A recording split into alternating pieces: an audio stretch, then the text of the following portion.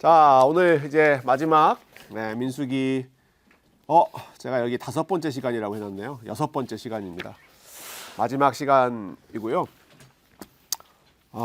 오늘 내용은 21장부터 36장까지인데 저희가 5번을 통해서 20장 왔는데 한 번의 시간을 통해서 16장을 달려야 하는 굉장히 아주 타이트한 스케줄이지만 그래도 할 수 있습니다. 할 수 있을 거라고 믿고요. 여기는 뭐 질문을 다 다루기보다는 제가 큰 흐름을 주로 좀 보면서 전체 스토리와 주제를 먼저 좀 나누고 또 남는 시간에 여러분 읽으시면서 가졌던 질문들을 또 함께 나누는 시간 갖도록 할게요. 잠깐 리뷰를 좀 해보면 지금 이제 계속 뒷부분으로 오고 있습니다. 민수기 뒷부분으로 오면서 우리가 지난 시간에 봤던 거는 좀 이제 희망의 사인이 보인다 하는 게 좀 나왔어요.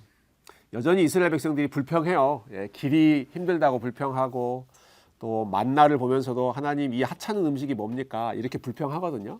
근데 불평하면서도 조금씩 바뀌는 그 희망적인 사인이 자기들끼리 싸우지 않고 이제는 가나안 민족들하고 싸우기 시작합니다. 그러니까 PR을 식별을 제대로 하는 거죠. 자기들끼리 내분이 있는 것이 아니라 정말 싸워야 할 적들과 싸웠고, 그리고 싸워야 될 때에 어려운 상황이 되니까 이제 기도합니다. 그때까지 계속 불평하는 말만 들리다가 하나님께서 처음으로 하나님께서 들으시더라. 근데 무슨 소리를 들었는가? 이스라엘 백성들이 하나님 도와주세요. 기도하는 목소리를 처음으로 듣습니다. 그 다음에 또 이스라엘 백성들이 불평하면서 또 이렇게 하나님께 책망을 받지만 받자마자 곧바로 회개합니다. 우리가 잘못했으니까 우리가 나을 수 있는 고침 받을 수 있는 길을 열어달라고 해서 놋뱀을 위에 이제 세워놓고 바라보면 살 것이다. 또 구원의 길을 알려주시죠. 우리가 지난주에 보진 않았지만 21장 이제 뒷부분에 보면 이스라엘 백성들이 노래를 부르는 장면도 나와요.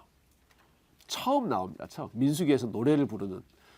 여러분 노래는 어떤 때 나옵니까? 흥얼흥얼 거릴 때는 약간 좀 기분이 업돼 있을 때 나오잖아요. 물론 아주 슬플 때 또 노래를 부르기도 하지만 이스라엘 백성들이 노래를 불렀다. 특별히 그 우물물 앞에서 노래를 부르거든요.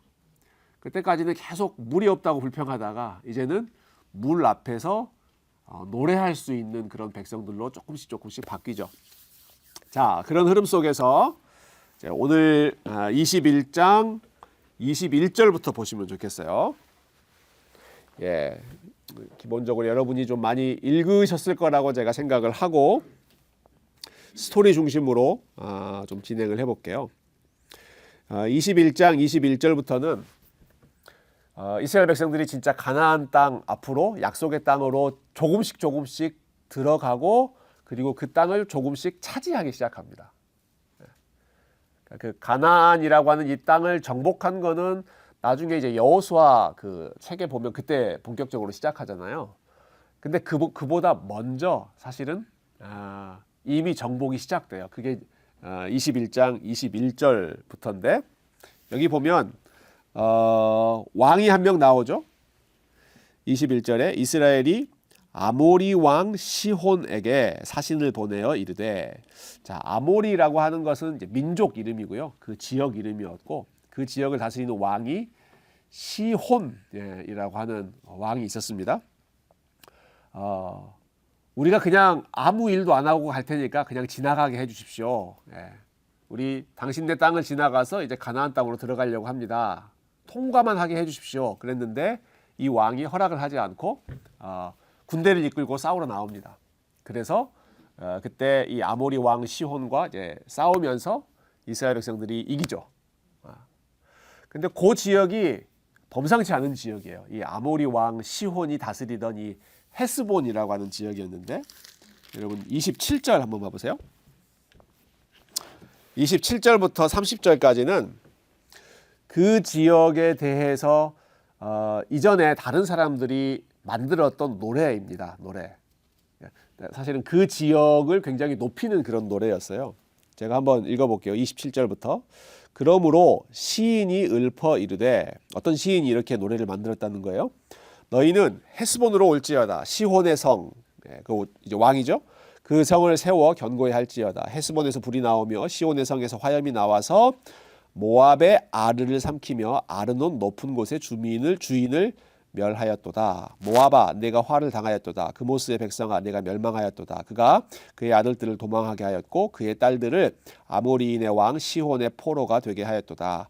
우리가 그들을 쏘아서 헤스본을 디본까지 멸하였고 메드바에 가까운 노바까지 황폐하게 하였더라. 네, 뭐 여러 좀 어려운 지명들이 나오지만 일단 아모리 왕, 아모리 왕 시혼이 이제 나왔는데 이 사람이 이제 다스리던 그 땅의 그 수도라고 할까요? 캐피탈 시티 같은 데가 이제 헤스본이라고 하는 지역이었습니다.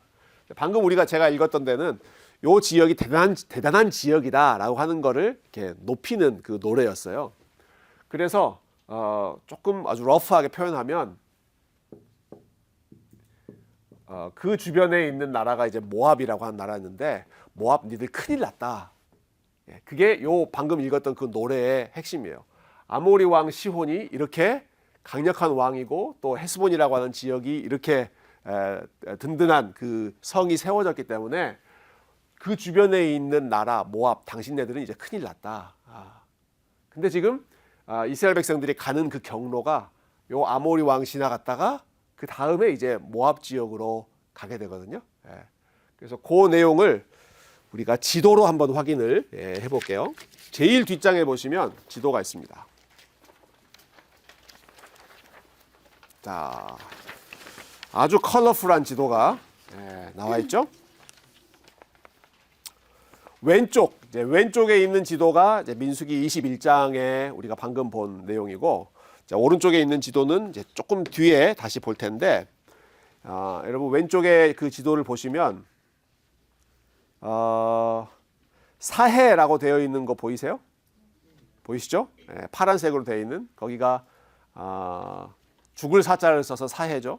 다른 이름은 염해입니다. 염해. 소금기가 너무 많아서 물고기가 살 수 없다. 그래서 사해인데, 그 위로 이렇게 쭉 올라가는 그 파란색 라인이 있죠. 강입니다. 강. 무슨 강인가요? 요단강이라고 되어 있죠. 그래서 요단강 위로 올라가면 또 조금 더 작게 동그랗게 해서 파란색이 쳐 있는 여기는 어딜까요? 여기가 갈릴리 호수입니다. 갈릴리 호수. 예수님이 주로 계셨던 그 지역이 이제 갈릴리 호수, 갈릴리 바다. 여기가 이제 그 지역이죠.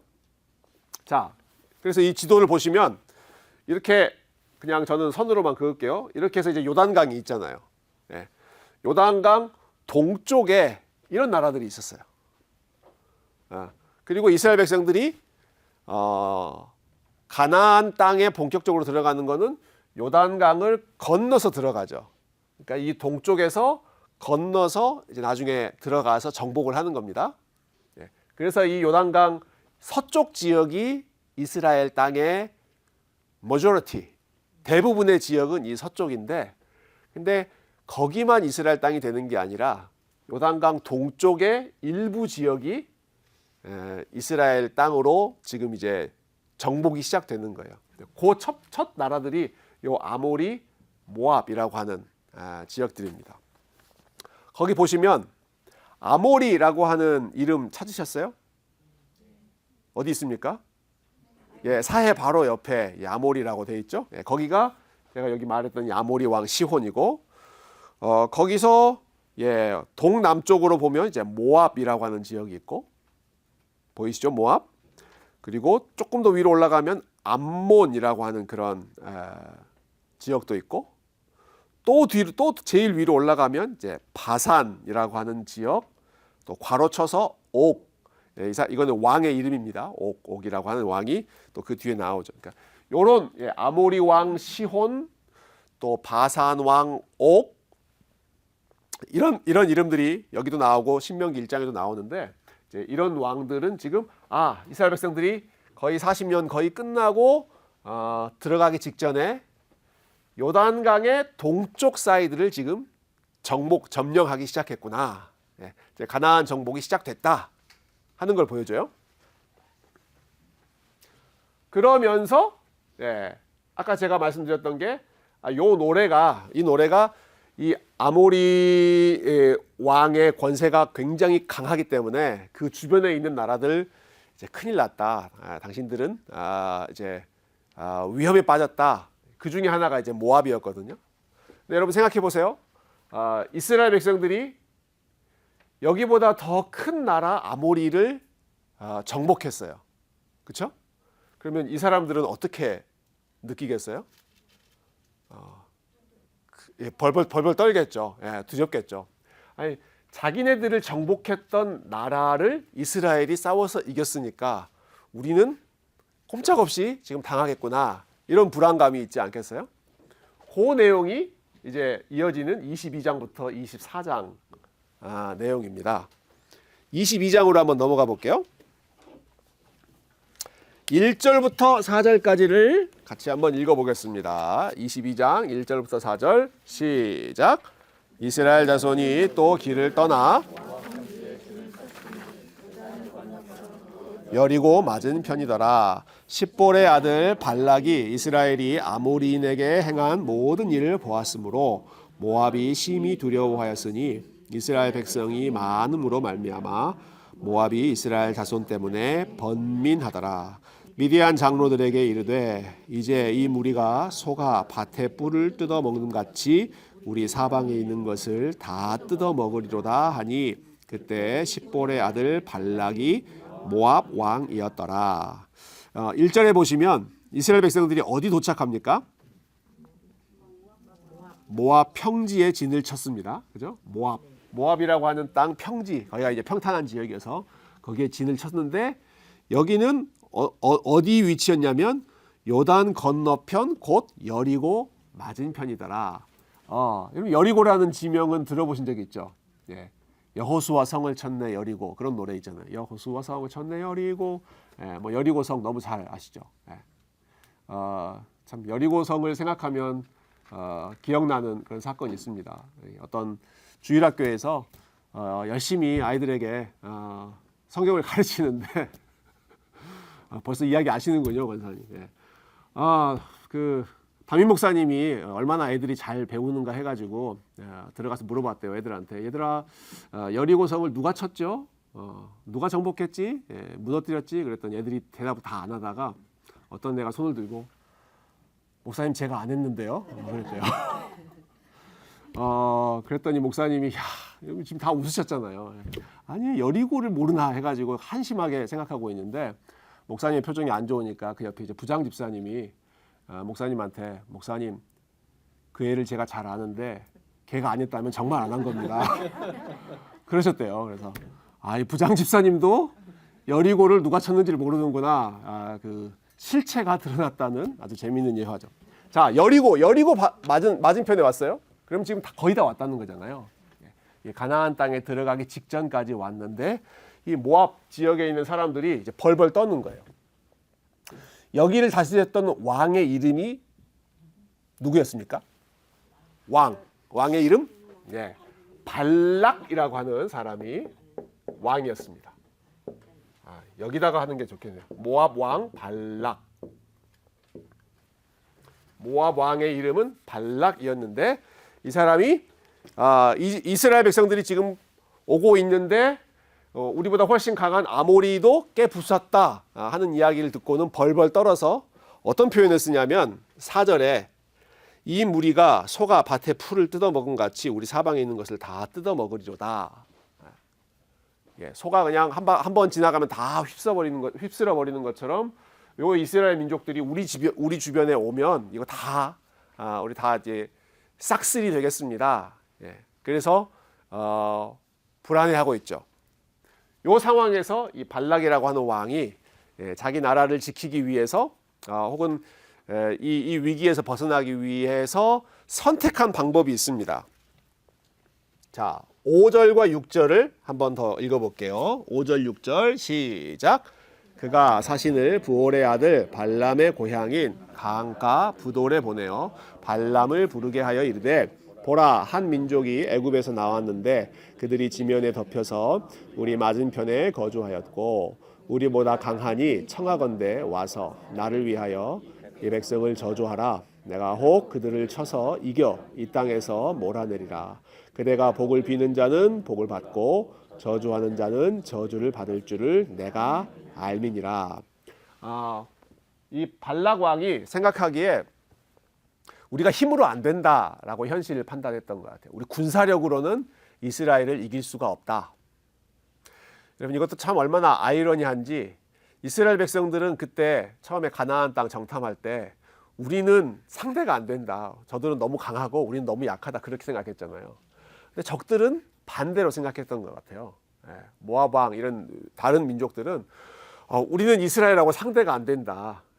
저들은 황소같이 지금 밀고 들어오고 있고 우리는 들판에 있는 풀처럼 다 지금 뜯겨 먹힐 그 상태다. 그렇게 사실은 생각하고 있었죠. 그래서 발락이 군사력으로는 안 되겠다. 힘으로는 안 된다. 그러면 다른 방법을 쓰자.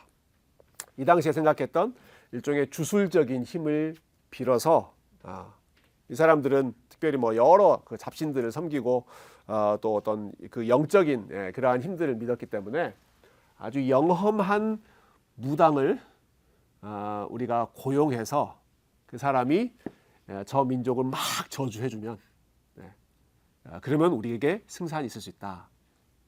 그래서 고용하려고 했던 청부업자가 발람입니다. 발람. 이 이름이 비슷하죠. 그래서 막 계속 읽으면 막 발락 나왔다, 발람 나왔다, 막 계속 헷갈리는데 별로 헷갈리지 않으셔도 돼요. 그놈이 그놈이에요, 사실.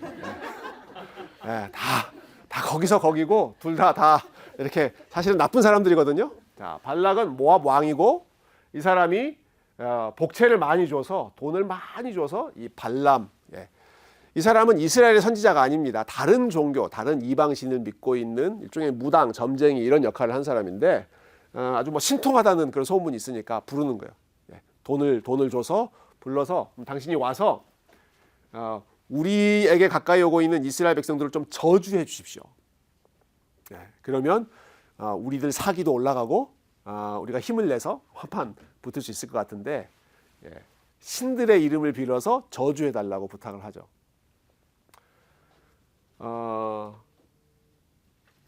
그 과정이 이 과정이 굉장히 오래 자세하게 기록이 되어 있는데요.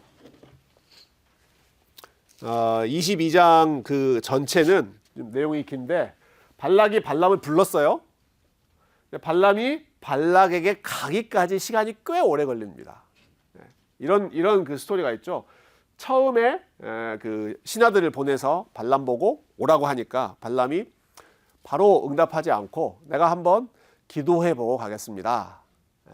그랬더니 그 밤중에 본인이 기도하는데 하나님께서 너 가지 마라 라고 이야기를 하셔서 발람이 그 다음날 그 신하들에게 나 못 갑니다. 안 갑니다. 그렇게 해서 그냥 돌려보내죠. 그랬더니 두 번째 또 발락 왕이 신하들을 보냅니다. 그래서 또 오케이 그러면 내가 한 번 더 물어볼 테니까 기다리라고 하고 밤새 또 물어보니까 하나님께서 이번에는 그러면 가되 내가 너한테 하라고 하는 말만 너는 해라. 그렇게 해서 가죠. 근데 가다가 또 아주 재미있는 스토리가 나오죠. 근데 가다가 갑자기 본인이 타고 있던 그 당나귀가 이상한 행동을 막 합니다. 가야 될 길이 아니라 막 샛길로 빠지기도 하고, 그리고 막다른 골목에 가서 막 벽에 막 부딪혀가지고 이 발람 선지자가 다치게 되기도 하고, 그런 상황을 겪으면서 이 발람이 막 나귀를 막 때리죠.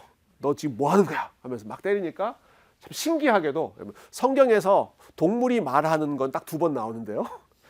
창세기 3장에서 뱀이 말하는 거하고 여기 발람이 말하는 게 이제 한 번 딱 나오는데, 여기서 발람이 타고 갔던 그 나귀가 하는 말이 내가 당신을 한 번도 거역한 적이 없는데 내가 지금 이렇게 하는 것은 이유가 있기 때문이다. 그래서 나중에 봤더니 제가 이 많은 내용을 빨리 설명하려니까 여러분 이해해서 다 걸러서 들으십시오. 나중에 봤더니 여호와의 사자가 있었어요. 여호와의 사자. 여호와의 천사죠. 천사가 가는 길에 이 발람이 가는 그 길을 딱 막고 있었죠. 근데 이 발람 선지자는 보지 못했어요. 근데 이 당나귀는 보고 두려워서 피한 거예요. 피했다가 막 여기저기로 막 갔다가 좌충우돌한 거죠. 이제 나중에 이 발람도 그의 눈이 열려서 여호와의 천사가 그 앞에 서 있는 것을 보고 이제 두려워하죠. 근데 그때 여호와의 천사가 발람에게 너는 가서 반드시 하나님이 너한테 주시는 말만 해라. 너의 생각 그런 거 다른 거 하지 말고 하나님께서 너에게 주시는 네 입에 주시는 그 말만 해라. 이걸 한 번 더 경고하는 그러한 그 스토리가 이제 22장에 발람이 발락에게까지 가는 그 과정 속에서 일어납니다. 근데 이게 되게 그 재미있는 스토리이기도 하면서 사실 좀 뭐 이해 안 되는 부분도 있고 질문거리도 좀 많이 나오는 그런 부분인데 혹시 읽으시면서 여러분 질문 생긴 거 있으셨어요? 제가 일단 스토리는 간단하게 좀 정리했습니다. 읽으시면서 고개가 좀 갸웃거렸던 거 있으세요? Did you have any questions about Balaam story? No. 이방신을 섬기는 사람인데 하나님이 그 사람한테도 임하기도 하네요. 아니면 그것도 원래 참 하나님을 두려워했었는데 이방신을 섬기는 사람인지. 그것도 참 그 언클리어한 부분인데요. 발람은 하나님을 믿는 사람은 분명히 아니었습니다. 나중에 또 이 사람이 막 꿍꿍이 속에 있죠.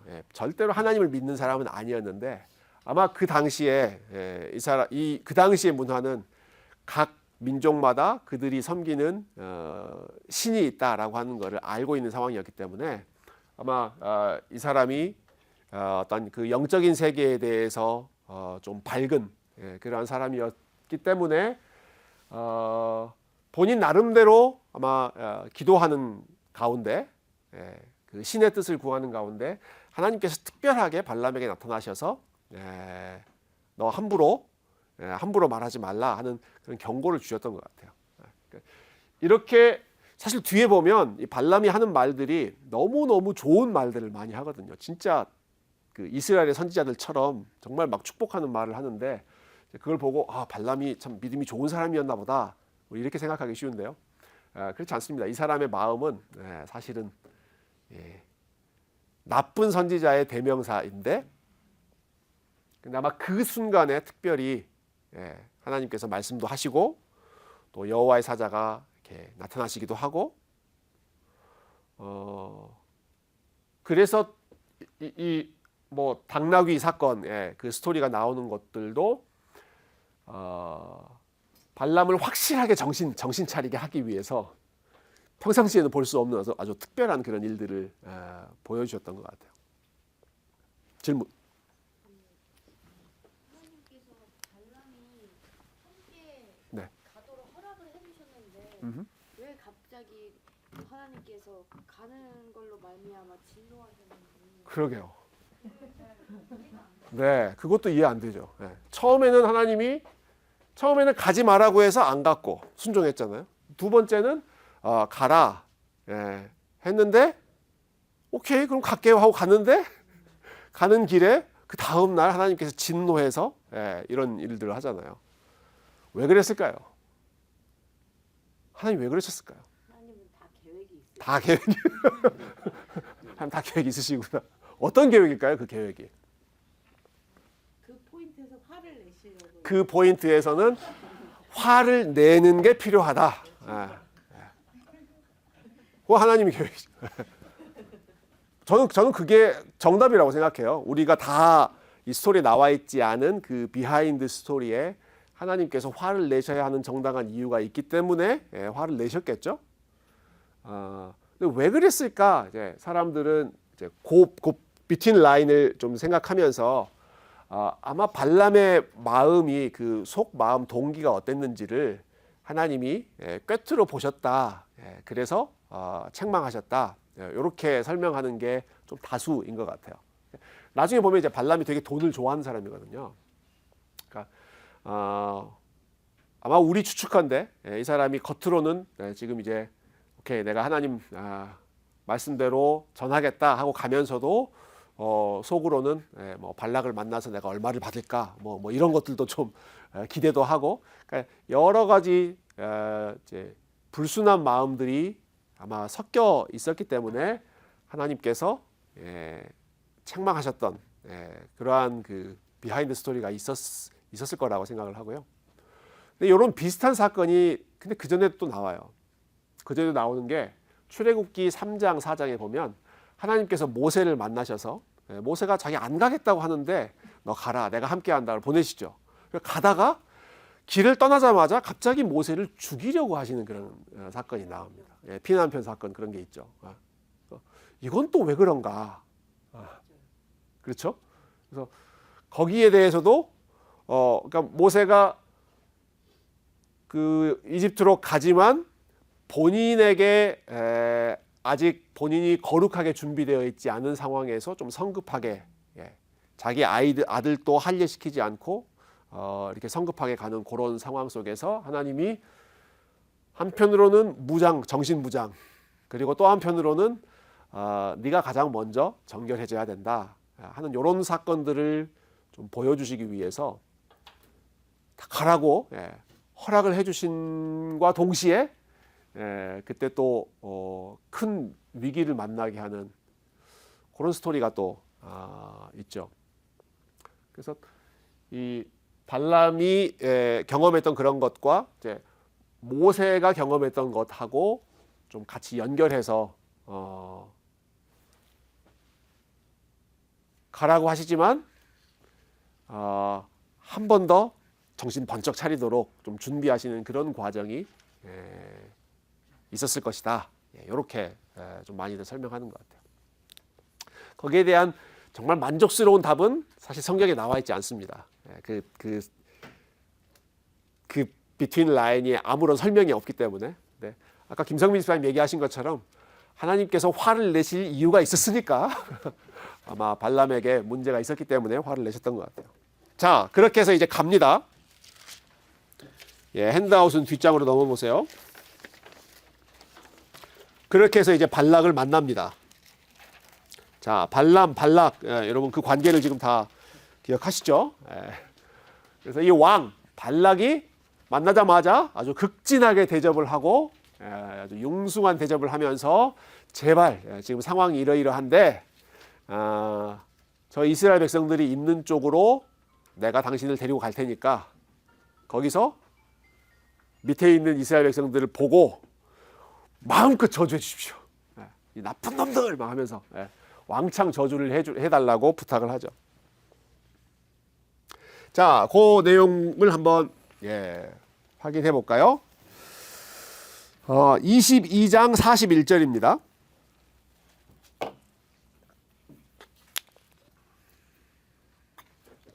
22장 41절을 같이 읽을까요? 시작.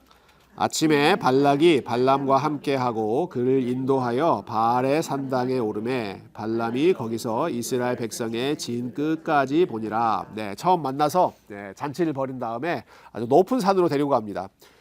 그 산이 뭐가 있었던 곳이에요? 바알의 산당. 바알은 이제 우상 신이죠. 바알의 산당이 있는 곳에 딱 데리고 가서 거기에 어떤 바알의 기운이 가득한 그곳에 이 발람을 데리고 가서 여기서 저 밑에 있는 이스라엘 백성들 보고 바알의 능력으로 왕창 저주를 해주십시오. 이런 상황이죠. 그랬더니 발람이 이때 어떻게 반응하는지를 한번 볼까요? 자, 4절부터 4절부터 11절까지인데 여러분 성경 찾으셨어요? 한 절씩 좀 돌아가면서 읽어볼까요? 자, 이쪽으로 돌아가면서 제가 4절 읽을게요. 그 다음에 우리 백성희 자매님 한 절씩 읽어봅시다. 제가 4절 시작. 하나님이 발람에게 임하시는지라. 발람이 아뢰되 내가 7 제단을 쌓고 각 제단에 수송아지와 순양을 드렸나이다. 여호와께서 발람의 입에 말씀을 주시며 이르시되 발락에게 돌아가서 이렇게 말할지니라. 그가 발락에게로 돌아간즉 발락과 모압의 모든 고관이 번제물 곁에 함께 섰더라. 발락 누가 발람입니까? 발람이 예언을 전하여 말하되 발락이 나를 아람에서 모압 왕이 동쪽 산에 데려다가 이르기를 와서 나를 위하여 야곱을 저주하라. 와서 이스라엘을 꾸짖으라 하더라. 하나님이 저주하지 않으신 자를 내가 어찌 저주하며 여호와께서 꾸짖지 않으신 자를 내가 어찌 꾸짖으랴. 내가 바위 위에서 그들을 보며 작은 산에서 그들을 바라보니 이 백성은 홀로 살 것이라. 그를 여러 민족 중에 하나로 여기지 않으리로다.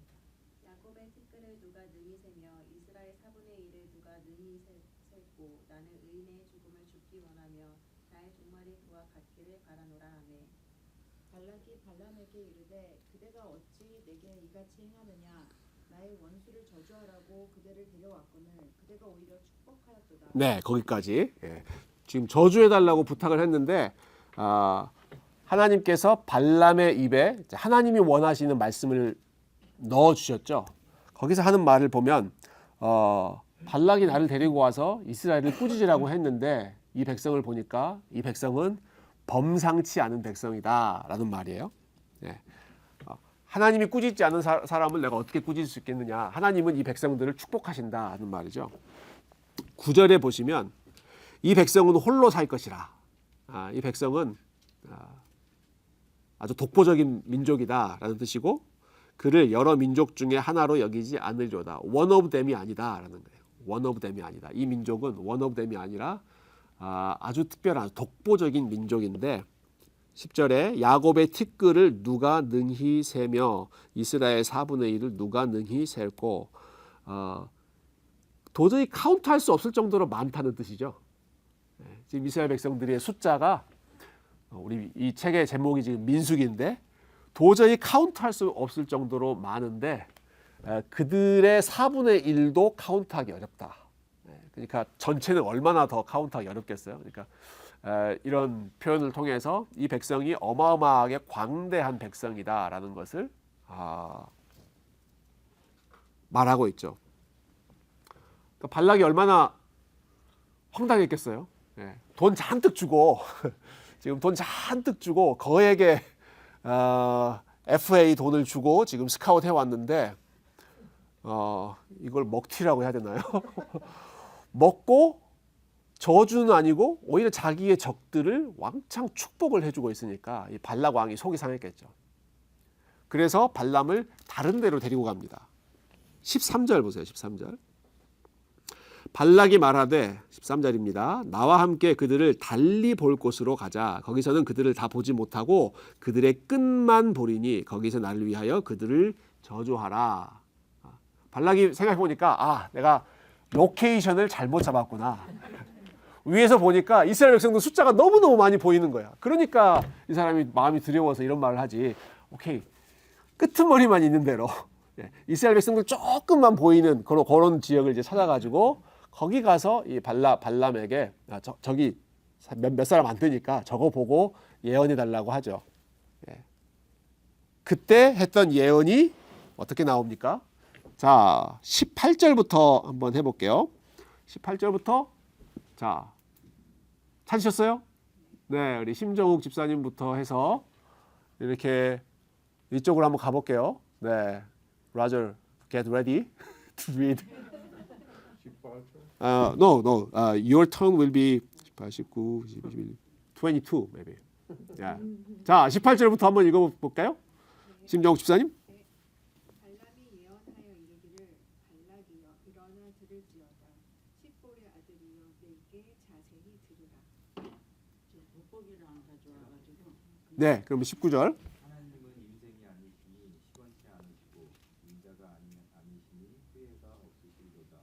어찌 그 말씀하신 바를 행치 아니하시며 하신 말씀을 실행치 않으시랴. 내가 축복할 것을 받았으니 그가 주신 복을 내가 Would you read verse 21?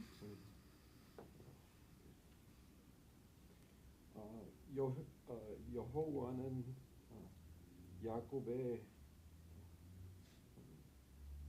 함을 보지 아니하시며 이스라엘의 패역을 보지 아니하시는도다. 여호와 그의 하나님이 그와 함께 계시는 왕을 부르는 소리가 그 중에 있도다. 하나님이 그들을 애굽에서 인도하여 내셨으니 그의 힘이 들소와 같도다. 야곱을 해할 점술이 없고 이스라엘을 해할 복술이 없도다. 이때 야곱과 이스라엘에 대하여 논할진대 하나님께서 행하신 일이 어찌 그리 크냐 하리로다. 이 백성이 암사자같이 일어나고 수사자같이 일어나서 움킨 것을 먹으며 죽인 피를 마시기 전에는 눕지 아니하리로다 하매. 네. 일단 우리 라저 선생님을 위해서 박수를. 네. 땡큐. 제일 어려운 구절을 하필. That was the longest verses. 네, 너무 감사하고요. 똑같은 말이에요, 근데 똑같은 말인데 조금씩 표현을 달리합니다. 이 백성은 저주받은 백성이 아니라 하나님이 축복하시는 백성인데 21절에 참 은혜로운 말씀이 있죠. 야곱의 허물을 보지 아니하시며 이스라엘의 반역을 보지 아니하시는도다. 여러분 이스라엘 백성들이 얼마나 나쁜 짓을 많이 했습니까? 근데 하나님께서는 이 백성의 반역과 허물을 그냥 지나치시고 안 보실 것이다.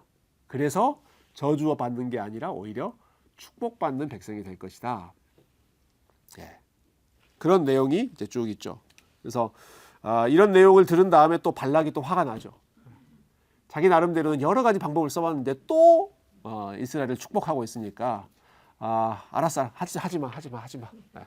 그들을 저주하지도 말고 축복하지도 말라 이렇게 이야기하는데요. 근데 발락의 마음속에 그래도 또 한 번 미련이 남은 것 같아요. 한 번만 내가 더 부탁할 테니까 다른 데 가서 그러면 한 번만 더 저주해라. 예, 27절이죠. 27절. 발락이 발람에게 또 이르되 오라 내가 너를 다른 곳으로 인도하리니 네가 거기서 나를 위하여 그들을 저주하기를 하나님이 혹시 기뻐하시리라 하고 또 이제 다른 곳으로 갑니다. 그래서 거기서 또 한 번 저주를 하려고 하는데 역시 발람의 입에서 나오는 말은 이스라엘을 축복하는 말이 나오죠. 예, 그게 이제 24장에 나오는 내용이고요. 여기까지 이제 3번 축복을 한 다음에 발람이 한 번 더 축복하는 내용이 15절부터 또 나오는데 24장 15절부터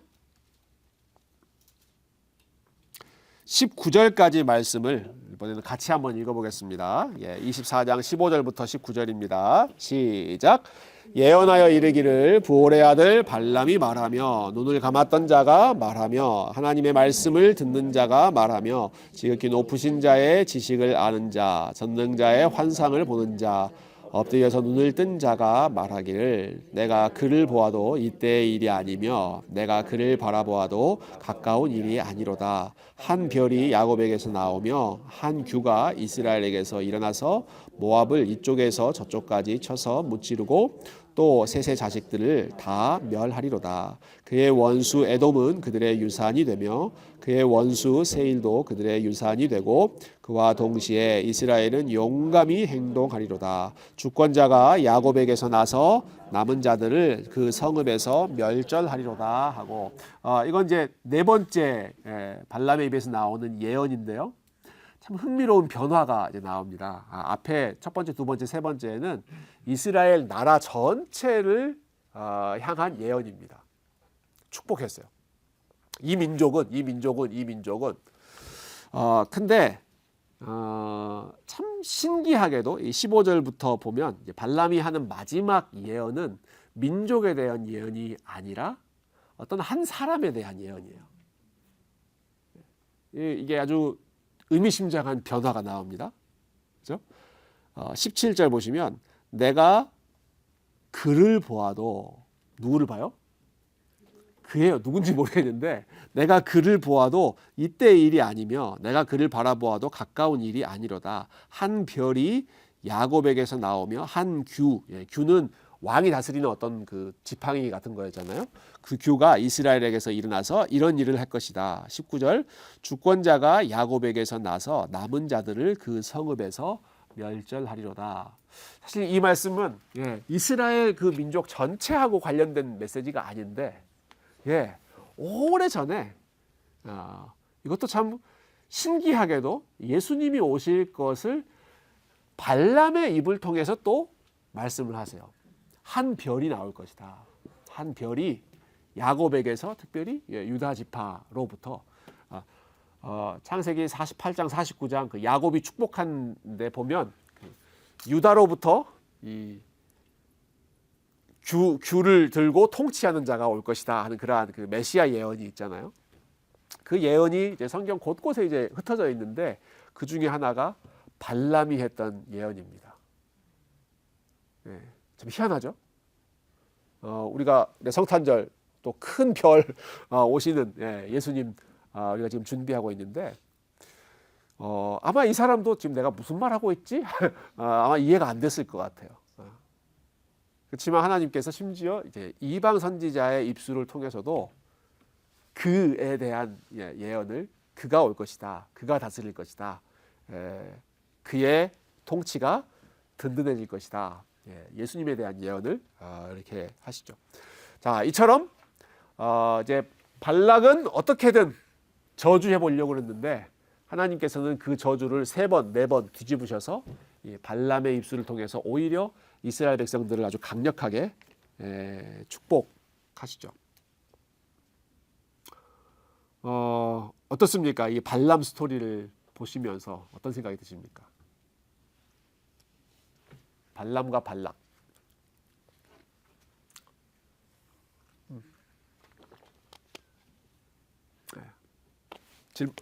질문이에요? 코멘트? 질문. 동방 박사들도 이제 별을 연구하던 사람이었습니다. 네. 우리가 일반적으로 갖고 있는 이미지는 동방 박사도 뭔가 이렇게 하나님을 경외하는 사람들이었을 거라고 생각하는 것 같은데, 요 배경에서 또 생각해 보면은 꼭 그러지는 않았을 것. 그러지 않았을 수도 있지만 꼭 그럴 수도 있고. 근데 이 발람의 위치하고 동방박사의 위치는 조금 다를 수 있을 것 같아요. 제 생각에는 동방박사에 대해서는 또 여러 의견들이 있는데 동방박사들은 그냥 단순히 별만 보고 예언하는 게 아니라 사실 따라오잖아요. 따라와서 3가지 예물을 가지고 경배를 하고 근데 그 사건을 이제 마태가 아주 장황하게 기록한 이유 중에 하나는 마태는 사실 유대인을 위해서 복음서를 쓴 사람인데 네, 예수님을 왕으로 인정하는 것은 유대인이 아니라 이방인들이 멀리서부터 온 사람들이 높일 정도로 예수님은 유대인만을 위한 왕이 아니라 온 세상을 위한 왕이셨다 하는 걸 이제 보여주는 그런 목적이 있어요. 왜 그러니까 3가지 예언은 그거는 이제 하나님께서 발람의 입을 통해서 하셨지만 정말 이 중요한 예수 그리스도 메시아이신 예수 그리스도께서 오실 것을 발람의 입을 통해서 이렇게 하신 게 어쩌면 그 이방 구원에 대한 그거에 대해서 암시 같은 걸까요? 그것도 저는 있을 수 있을 것 같아요. 네.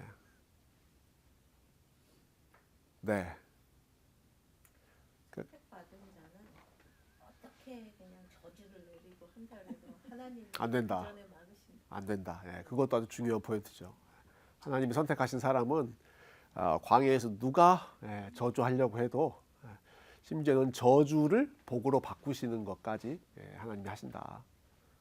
이 당시 저변에는 하나님이 물론 이방 사람들 봤을 때는 이스라엘의 그 어떤 영적인 신이라고 생각할 수 있겠지만 각각의 종족들도 자기가 믿는 신들이 통용되는 시절이었을 것 같아요. 그렇죠. 그래서 예언이 단순히 말을 하는 게 아니라 전쟁하기 전에 어떤 그게 사람들이 원하는 그런 통일성을 줄 수도 있고 그런 게 되게 중요했던 맞습니다. 것 같아요. 그래서 이 한 상방으로 되게 1장 이상으로다가 할인하신 이유가 하나님의 그 위대하신 것을 저는 발락 왕이 이제 순진한 건지 왜 굳이 이렇게 쳐 죽여라 이러면 되는데 자기 마음에 안 드는 말을 하니까 근데 그렇게 살려주나 생각했는데 지금 장로님 말씀하신 그 이유도 있겠네요. 뭔가 다 들어야 되는 말을 끝까지 들을 수 있을 때까지 아마 그래서 더 살려주는 것 같아요. 하나님이 원하시는 게 왕이 아니라 그 위에 그 주권자 되시는 분이 하나님이시고 거기도 신이 있기 때문에 그렇게 좀 생각해 보면 그 당시는 그런 소위 말하는 신들, 뭐 영적인 존재들에 대한 그 생각이 지금 우리보다 훨씬 더 중요하게 생각했기 때문에요. 발람에 대해서 함부로 할 수 없었을 거예요. 사실 아무리 마음에 안 들어도 저 사람은 뭔가 있는 사람이다 하는 그런 그 두려움이 있기 때문에 그래서 이제 데리고 온 거잖아요. 그때도 그렇게 생각하지 않았을까요? 다른 사람이 봤을 때는 발람의 위치가 다른 종족에게는 모세가 그런 역할을 한 것 같아요. 그렇겠죠. 뭐 최고의 권위를 가지고 있는 사람들이니까. 자, 여러 가지 주제들을 좀 생각해 봤습니다. 하나님이 함께 하시는 백성은 저주할 수 없다.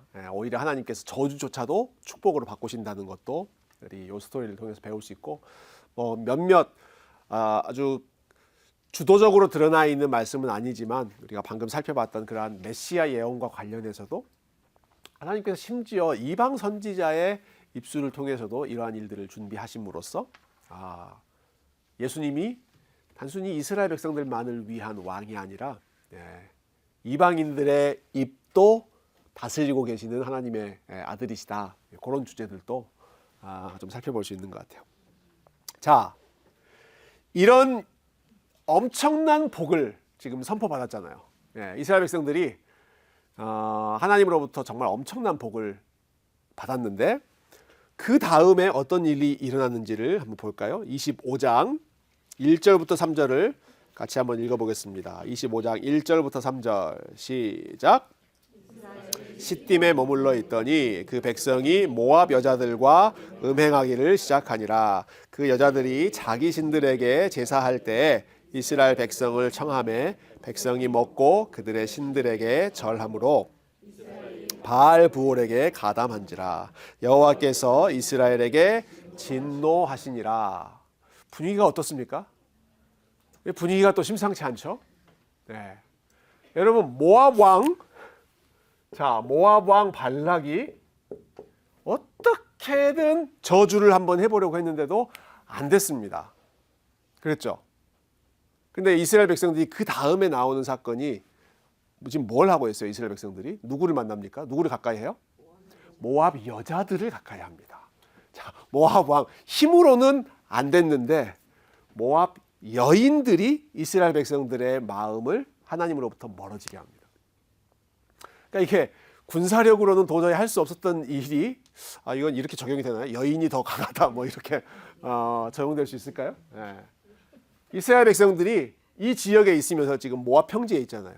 모압 평지에 있으면서 이 지역에 있는 사람들을 가까이 하는데 특별히 모압 여인들을 가까이 해서 음란한 일들을 하기도 하고 그리고 이 여인들이 자기 집으로 초청하고 자기들이 제사 드리는 그러한 곳으로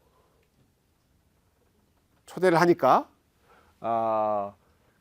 자연스럽게 그 사람들도 똑같이 그 바알 신당에 가서 우상 숭배를 하는 그렇게 하면서 이스라엘 백성들의 순결함, 믿음이 완전히 무너지는 또 엄청난 비극적인 사건이 나옵니다.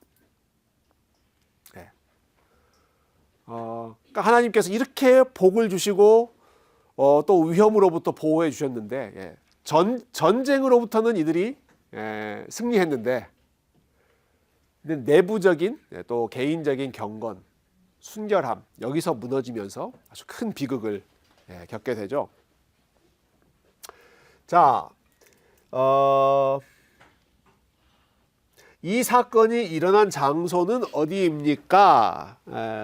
요 장소가 또 중요한데요. 자, 모압 사람들이 있었던 그 평지였기도 하고 3절에 보시면 이스라엘이 바알 브올에게 가담한지라. 예. 이 브올이라고 하는 말은 지명이고요. 지명. 그리고 바알이라고 하는 거는 신의 이름이죠. 그래서 바알 브올은 아마 바알을 섬기는 그 지역 브올 이런 뜻이었던 것 같아요. 바알 브올 하면 막 그때는 그 당시에 이렇게 이야기하면 다 아는 바알 신을 섬기는 헤드쿼터 같은 그러한 역할이 요 바알 브올이라고 하는 그 지역이었습니다. 브올. 자, 근데 이 브올이라고 하는 이름이 여기저기에 나와요. 18절에도 보시면 이는 그들이 속임수로 너희를 대적하되 브올의 일과 미디안 지휘관의 딸 곧 브올의 일로 연병이 일어난 날에 요것도 다 언급을 해야 되겠네요. 네. 그래서 지금 이스라엘 백성들이 모압 여인들을 가까이 하고 바알 신을 섬기고 그 문화, 그 종교 속으로 아주 깊이 물들어갔을 때 하나님께서 광야에서 행하신 마지막 심판, 마지막 형벌이 전염병으로 수만 명이 죽게 되는 그러한 일들이 일어났습니다. 그 40년 동안 출애굽 1세대가 다 광야에서 죽는다라는 말씀을 하셨잖아요. 그 마지막 사건이 요 부올이라고 하는 지역에서 일어난 사건인데, 이 부올이라고 하는 이름이 또 나오는 인상적인 곳이 앞으로 다시 넘어가 보시면 22장 5절을 한번 봐보세요. 22장 5절. 네, 22장 5절 보시면 그가 사신을 부올의 아들 발람의 고향인 강가 브돌에 보내어 발람을 부르게 했다. 발람을 설명하면서 이 부올이라고 하는 이름이 각각 같이 나오죠. 발람을 부올의 아들이라고 부릅니다. 그러니까 여기가 이 발람의 그 활동 무대예요. 활동 무대. 23장 28절을 또 보시면 23장 28절에도 그 마지막 세 번째 예언할 때인가요? 두 번째 예언할 때인가요? 예. 28절에 발락이 발람을 인도하여 광야가 내려다 보이는 부올산 꼭대기. 그러니까 여기도 이제 부올이라고 하는 지역. 그러니까 부올이라고 하는 지역이 지금 모압 사람들이 있던 지역, 또 이 발람이라고 하는 이 선지자가 활동하던 지역, 이런 것들이 지금 총체적으로 있었던 그런 지역입니다.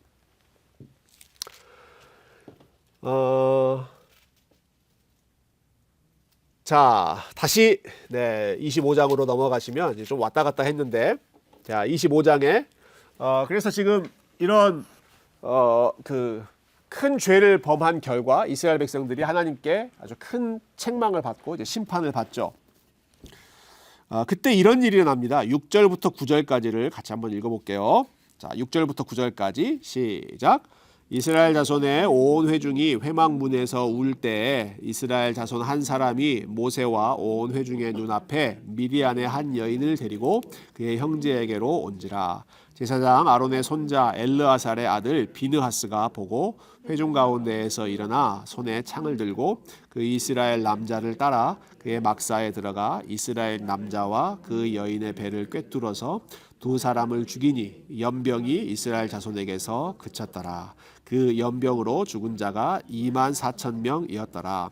그러니까 하나님의 심판으로 지금 전염병이 막 돌고 있는 그러한 상황에서, 그리고 이스라엘 백성들이 우리 어떡합니까 하고 이제 벌벌 떨면서 이제 울고 있는 그런 상황에서 어떤 사람이 미디안 여인은 이 모압 여인이거든요. 모압 여인을 데리고 유유히 그 안으로 들어옵니다.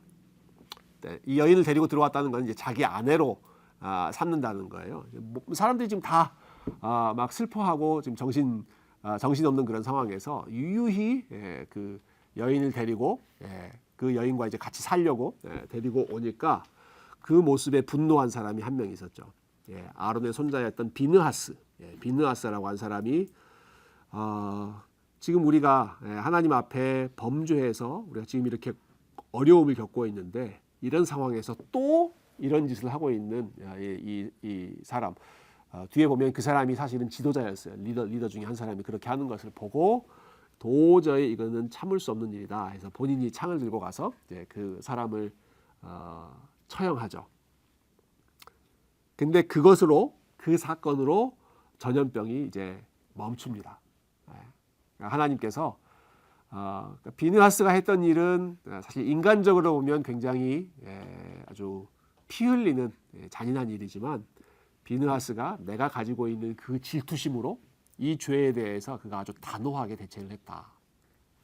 그래서 그 사건으로 전염병이 이제 다 그치고 이 사건이 이제 일단락 되죠. 요 비느하스의 이름을 여러분 기억하시면 좋겠고요. 근데 이 모든 사건의 배후에 누가 있었는가 보면 이게 참 재밌습니다. 민수기 뒤로 한번 가볼게요. 민수기 31장.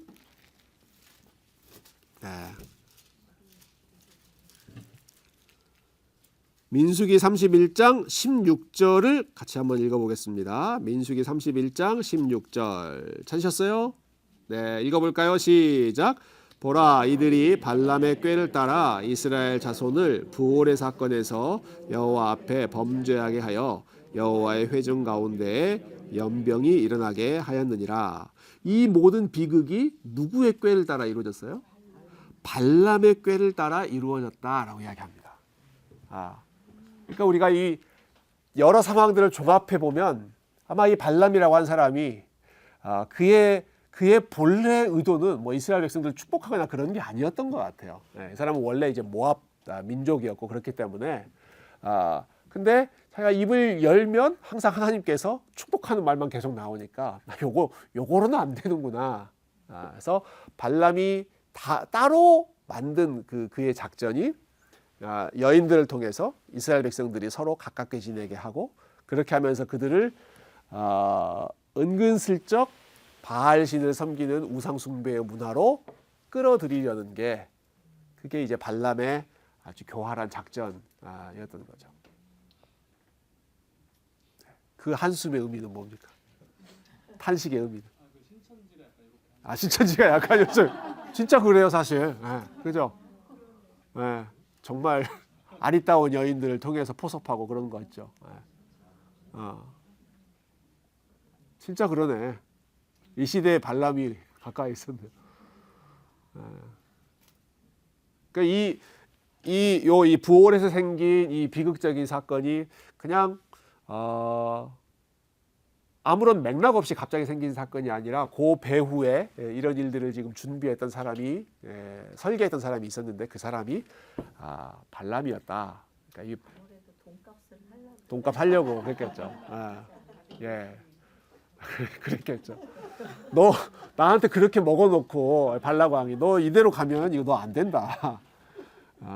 그래서 자기가 할 수 없는 하나님의 뜻은 자기가 못 이길 수가 없고 자기가 할 수 있는 방법을 찾아보니까 이게 통하더라 해서 했겠죠. 사실 결국은 이제 이스라엘 백성들을 무너뜨리는 것은 뭐 외부의 위험이나 어떤 그 큰 전쟁이 아니라 사실 그 내부에서 벌어졌던 정결함을 지키지 못하고 하나님 아닌 다른 것과 서로 손을 잡는 이 과정을 통해서 결국은 무너지게 되죠. 자, 이렇게까지 하면 이제 출애굽 1세대의 이야기가 끝납니다. 25장까지가 이제 사건으로서 그 시간적으로 봤을 때 출애굽 1세대 40년 동안 너희가 광야에서 방황하면서 다 광야에서 죽게 될 것이다 라고 했던 그 사건이 요 마지막 부올의 사건까지 해서 이제 끝나고요. 이제부터는 좀 새로운 분위기로 넘어가는데 26장으로 자 넘어가 볼까요? 1절과 2절을 같이 한번 읽어보겠습니다. 26장 1절과 2절 시작. 연병 후에 여호와께서 모세와 제사장 아론의 아들 엘르아살에게 말씀하여 이르시되 이스라엘 자손의 온 회중의 총수를 그들의 조상의 가문을 따라 조사하되 이스라엘 중에 20세 이상으로 능히 전쟁에 나갈 만한 모든 자를 계수하라 하시니. 여러분 이 말씀 어디서 본 것 같지 않으세요? 언제 봤습니까? 처음 시작할 때 나온 내용입니다. 20세 이상의 모든 남자를 전쟁에 나갈 수 있는 사람들을 계수해라. 민수기 처음 시작할 때 나왔던 말씀이거든요. 근데 한참 지나서 26장에 다시 또 인구를 조사하는 내용이 또 나오죠. 네. 왜 이게 또 나와야 될까요? 사이에 나갔던 정신이 다시 돌아왔기 때문에. 나갔던 정신이 다시 돌아왔기 때문에. 다시 이제 재정비된 마음으로 하나님께 다시 이제 혼났잖아요. 혼났잖아요. 네, 네. 그러니까 다시 재정비된 마음으로 가나안을 향해서 다시 가야 되니까. 다시 숫자 카운트 하는 거. 전쟁을 해야 되잖아요. 전쟁을 해야 되니까. 네, 다시 군대를 조직해서 네. 20대 이상이 몇 명인지 나가야 되고 어허. 그 뒤에 나오겠지만 또 분할 땅도 분할하고 그렇죠. 하니까 네. 그 목적으로 그런 목적이 필요하죠. 네. 1세대가 끝났으니까. 그렇죠. 네. 그때 카운트 받았던 사람들이 다 죽었어요. 그래서 지금 이제 새롭게 시작해야 되는데 우리는 지금 6주밖에 안 걸렸지만 민수기의 요 상황은 지금 한 40년 걸린 거거든요. 요 1장부터 26장 사이가 40년이 걸린 거예요. 그래서 그 40년 동안 여러 가지 중요한 사건들이 있고 정리될 사람들이 다 정리된 다음에 그때 카운트 되지 않았던 사람들, 그때 처음에 20세 이상 카운트 됐던 사람들은 다 죽었고 그때 카운트 되지 않았던 사람들을 다시 카운트를 합니다. 그러니까 새로운 세대가 일어났기 때문에 자 그렇게 해서 카운트를 해봤더니 우리가 그 숫자들은 다 여러분 개인적으로 읽어보시고요. 총수만 한번 찾아볼까요? 총수 51장 51절이네. 51절 51절을 같이 읽어보겠습니다. 시작. 이스라엘 자손에 계수된 자가 60만 1730명이었더라. 예. 처음 그 인구조사 센서스 했을 때 몇 명 정도였는지 기억나세요? 60만 something이었죠. 예. 60만 something이었어요. 지금 40년 지나서 다시 두 번째 인구조사합니다. 지금 몇 명이에요? 60만 something입니다. 그러니까 거의 비슷한 숫자가 다시 채워지는 거죠. 그렇죠? 그러니까 first generation과 second generation이 거의 비슷하게 이렇게 다시 이렇게 준비된 그런 상황을 그 인구조사를 통해서 보여주는데, 그러니까 이걸 한번 생각해 보시면, 그러니까 40년 동안 60만 이상의 사람들이 40년 동안 다 광야에서 죽어야 됐잖아요. 그러니까 거의 막 매일 몇십 건의 장례식을 사실 치러야 되는 그런 상황입니다. 예. 근데 여러분 그 40년 동안 장례식만 있었던 게 아니라 출산과 돌잔치도 있었어요. 예. 그렇죠? 한쪽에서는 계속 1세대가 죽지만 그 다음 쪽에서는 2세대가 계속해서 하나님께서 새로운 생명을 채워주셔서 40년 지났을 때 다시 이전처럼 그러니까 이거 참 생각해보면 참 놀라운 은혜인 것 같은데, 처음 그 60만이 만들어질 때까지의 기간은 사실 훨씬 더 길게 더 오랫동안 아브라함의 약속이 이루어질 때까지 훨씬 더 길게 걸렸을 텐데 이 40년 동안의 원상복귀를 다 할 수 있을 정도로 하나님이 복을 주셨다. 그 당시에 자녀 또 그 가득 인구가 많아진다는 것은 하나님이 함께 하셨다는 복의 상징이었으니까요. 그러니까 성경에 족보가 여러 개 나오잖아요. 족보. 근데 그 아담의 족보, 창세기 5장에 나오는 그 아담의 족보를 보면 누구는 몇 살까지 살다가 죽었더라. 그다음 몇 살까지 살다가 죽었더라. 죽었더라만 나오죠. 네, 우리 신약을 시작하는 마태복음 1장 예수님의 족보에 보면 거기는 뭐가 나옵니까? 누가 누구를 낳고 누가 누구를 낳고 누가 누구를 낳고 낳는다라고 하는 내용이 계속 나오죠. 그러니까 한쪽에서는 죽고 이 아담의 족보가 그렇게 나온다면 예수님의 족보는 낳고. 네. 1세대는 죽고 해서 지금 40년 동안 그 정리가 다 되고, 근데 2세대는 광야에서 계속 낳고 해서 그 60만이 다시 채워졌다. 여러분 숫자는 정직합니다.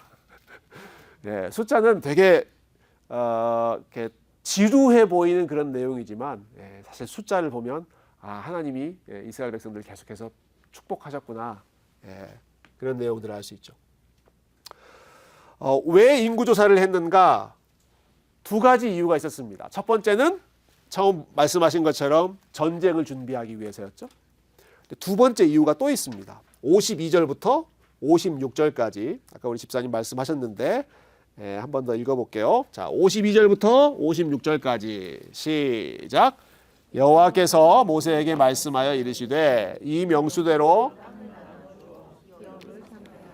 수가 많은 자에게는 기업을 많이 줄 것이요 기업을 적게 줄 것이니 그들이 계수된 수대로 각기 기업을 주되 오직 그 땅을 그들의 조상 지파의 이름을 따라 얻게 할지니라. 그 다소를 막론하고 그들의 기업을 제비 뽑아 나눌지니라. 아멘. 자, 인구를 조사하는 또 다른 목적이 무엇 때문이었어요?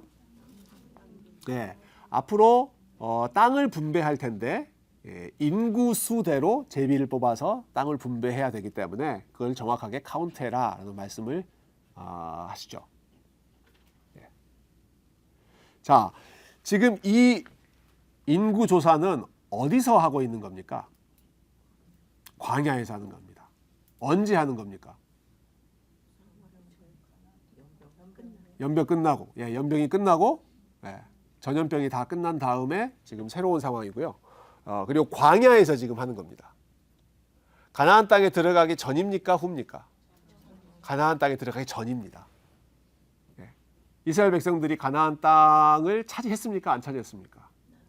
아직 없습니다. 땅이 없어요. 땅이 없어. 땅이 없는데 하나님께서 야, 인구 조사해. 인구 조사. 인구 조사해서 그리고 그 인구 조사한 숫자대로 앞으로 땅을 분배해. 여러분, 땅을 뭐 보고라도 얘기를 해야죠. 그렇지 않아요? 지금 요단강 건너가지도 않았고 아직 싸워서 우리가 이길 수 있을지 없을지도 잘 모르고 처음에 이스라엘 백성들이 사실 건너가봤던 사람들이 있죠. 건너가서 그 땅을 정탐하고 돌아왔을 때 우리는 저 땅이 아무리 좋아도 못 들어갑니다. 우리 들어가면 다 죽습니다. 그런 마음으로 돌아왔었잖아요. 근데 여기서는 하나님께서 땅을 내가 나눠줄 테니까 미리 인구조사 다 해라. 그 지파별로 땅을 분배할 것이다.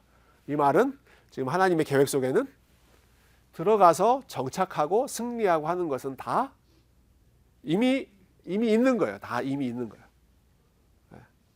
보고 나서 다 승리한 다음에 전쟁에서 다 승리한 다음에 이런 계획을 말씀하시는 게 아니라 이미 들어가기 전에 다 계획을 해놓고 그리고 이런 계획을 위해서 인구조사 다 카운트해라. 그랬더니 모세를 찾아온 사람들이 있었습니다. 27장으로 넘어가 보시면 어떤 여인들이 찾아오는데요. 자, 27장 1절부터 4절까지를 같이 한번 읽어볼게요. 자, 1절부터 4절입니다. 시작. 요셉의 아들 므낫세 종족들에게 므낫세의 현손 마길의 증손 길르앗의 손자 헤벨의 아들 슬로브핫의 딸들이 찾아왔으니 그의 딸들의 이름은 말라와 노아와 호글라와 밀가와 디르사라. 그들이 회막문에서 모세와 제사장 엘르아살과 지휘관들과 온 회중 앞에 서서 이르되 우리 아버지가 광야에서 죽었으나 여호와를 거슬러 모인 고라의 무리에 들지 아니하고 자기 죄로 죽었고 아들이 없나이다. 어찌하여 아들이 없다고 우리 아버지의 이름이 그의 종족 중에서 삭제되리까? 우리 아버지의 형제 중에서 우리에게 기업을 주소서 하매. 5절에 모세가 그 사연을 여호와께 아뢰니라. 모세를 찾아온 사람들이 어떤 사람들이었나요? 네, 여인들이 찾아옵니다. 자, 슬로브핫이라고 하는 사람이 있었는데 그 사람의 딸들이 찾아와요. 딸들이 하나, 둘, 셋, 넷, 5명이죠.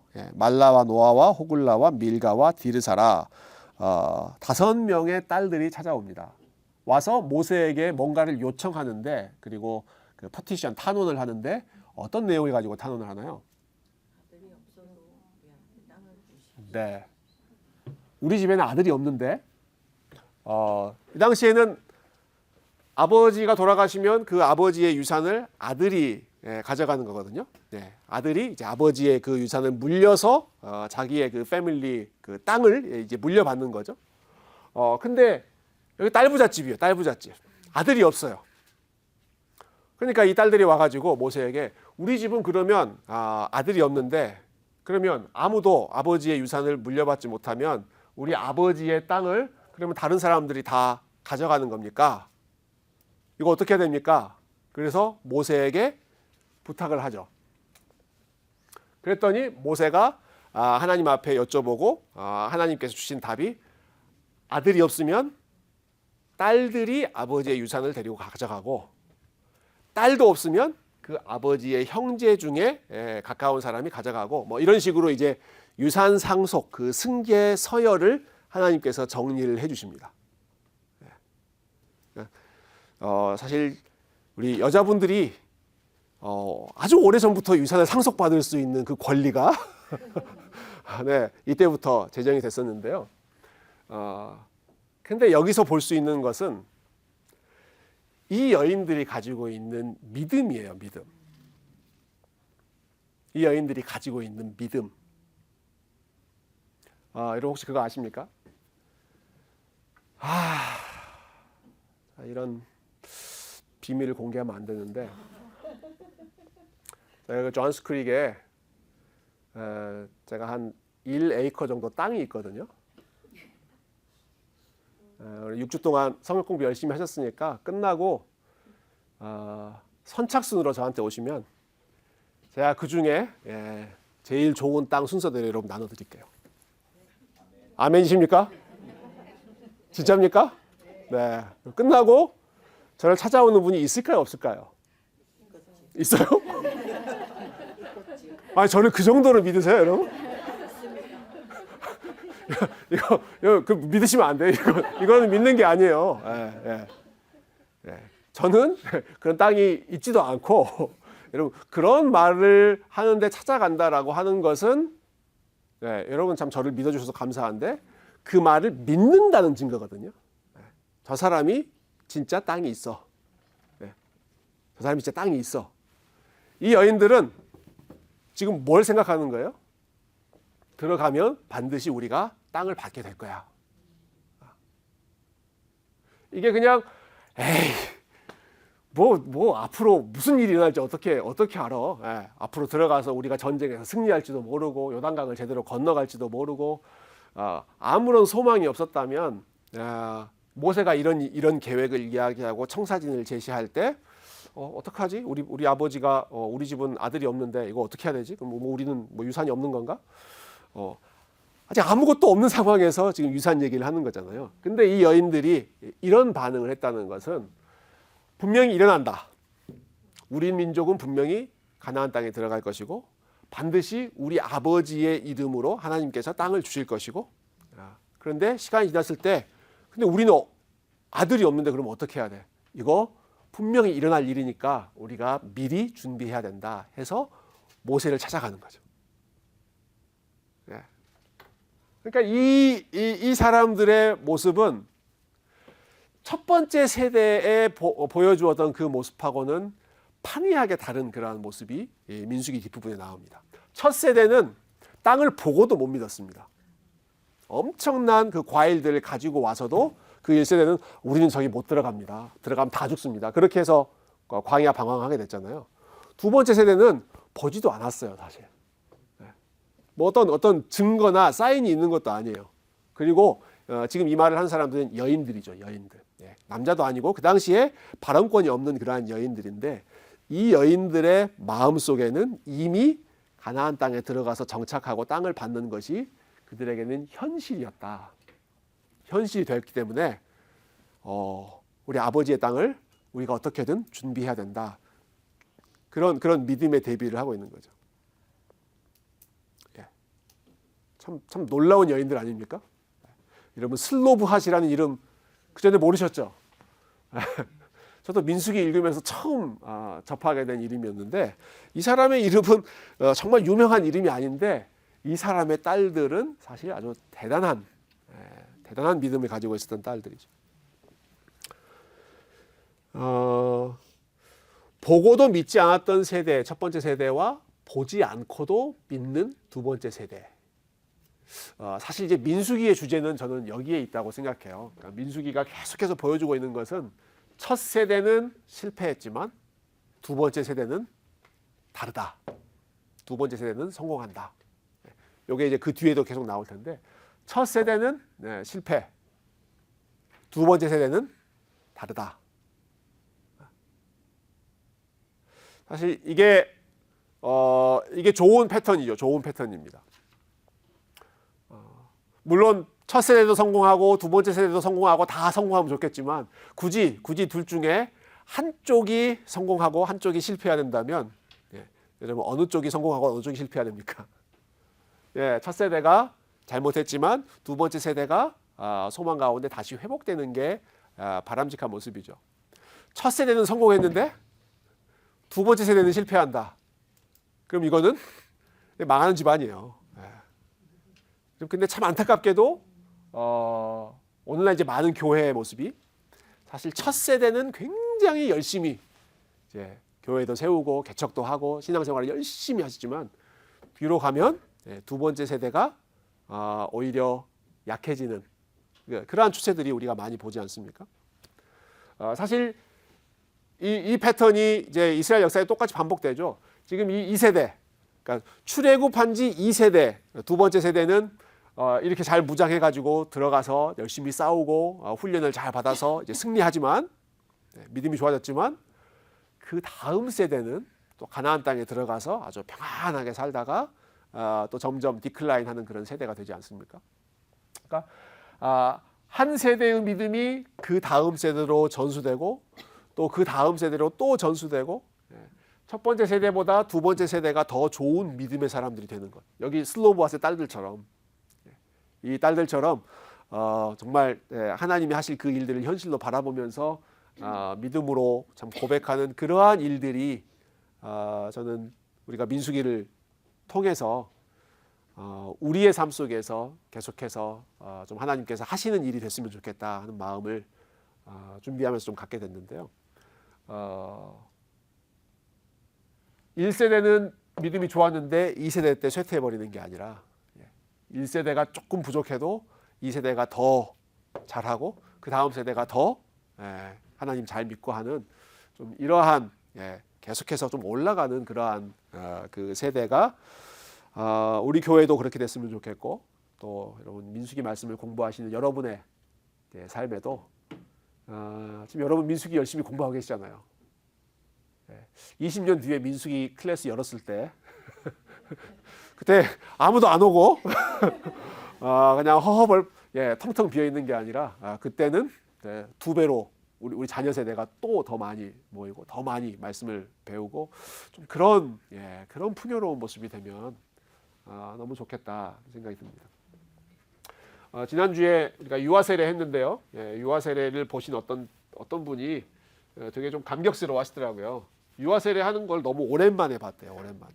본인이 있었던 교회에 어린 자녀들이 없다 보니까 정말 자기는 너무 오랜만에 유아 세례를 봤는데 참 너무 감사하다 그런 마음을 또 나눠주신 분이 계셔서 이 일들이 우리 자녀들이 이 슬로보아스의 딸들이 될 수 있도록 아들만 키우신 분들은 조금 우리 장로님 우리 이중원 목사님 슬로보아스의 딸들과 같은 며느리를 얻으시기를 아멘. 정말 이렇게 진행됐으면 참 좋겠어요.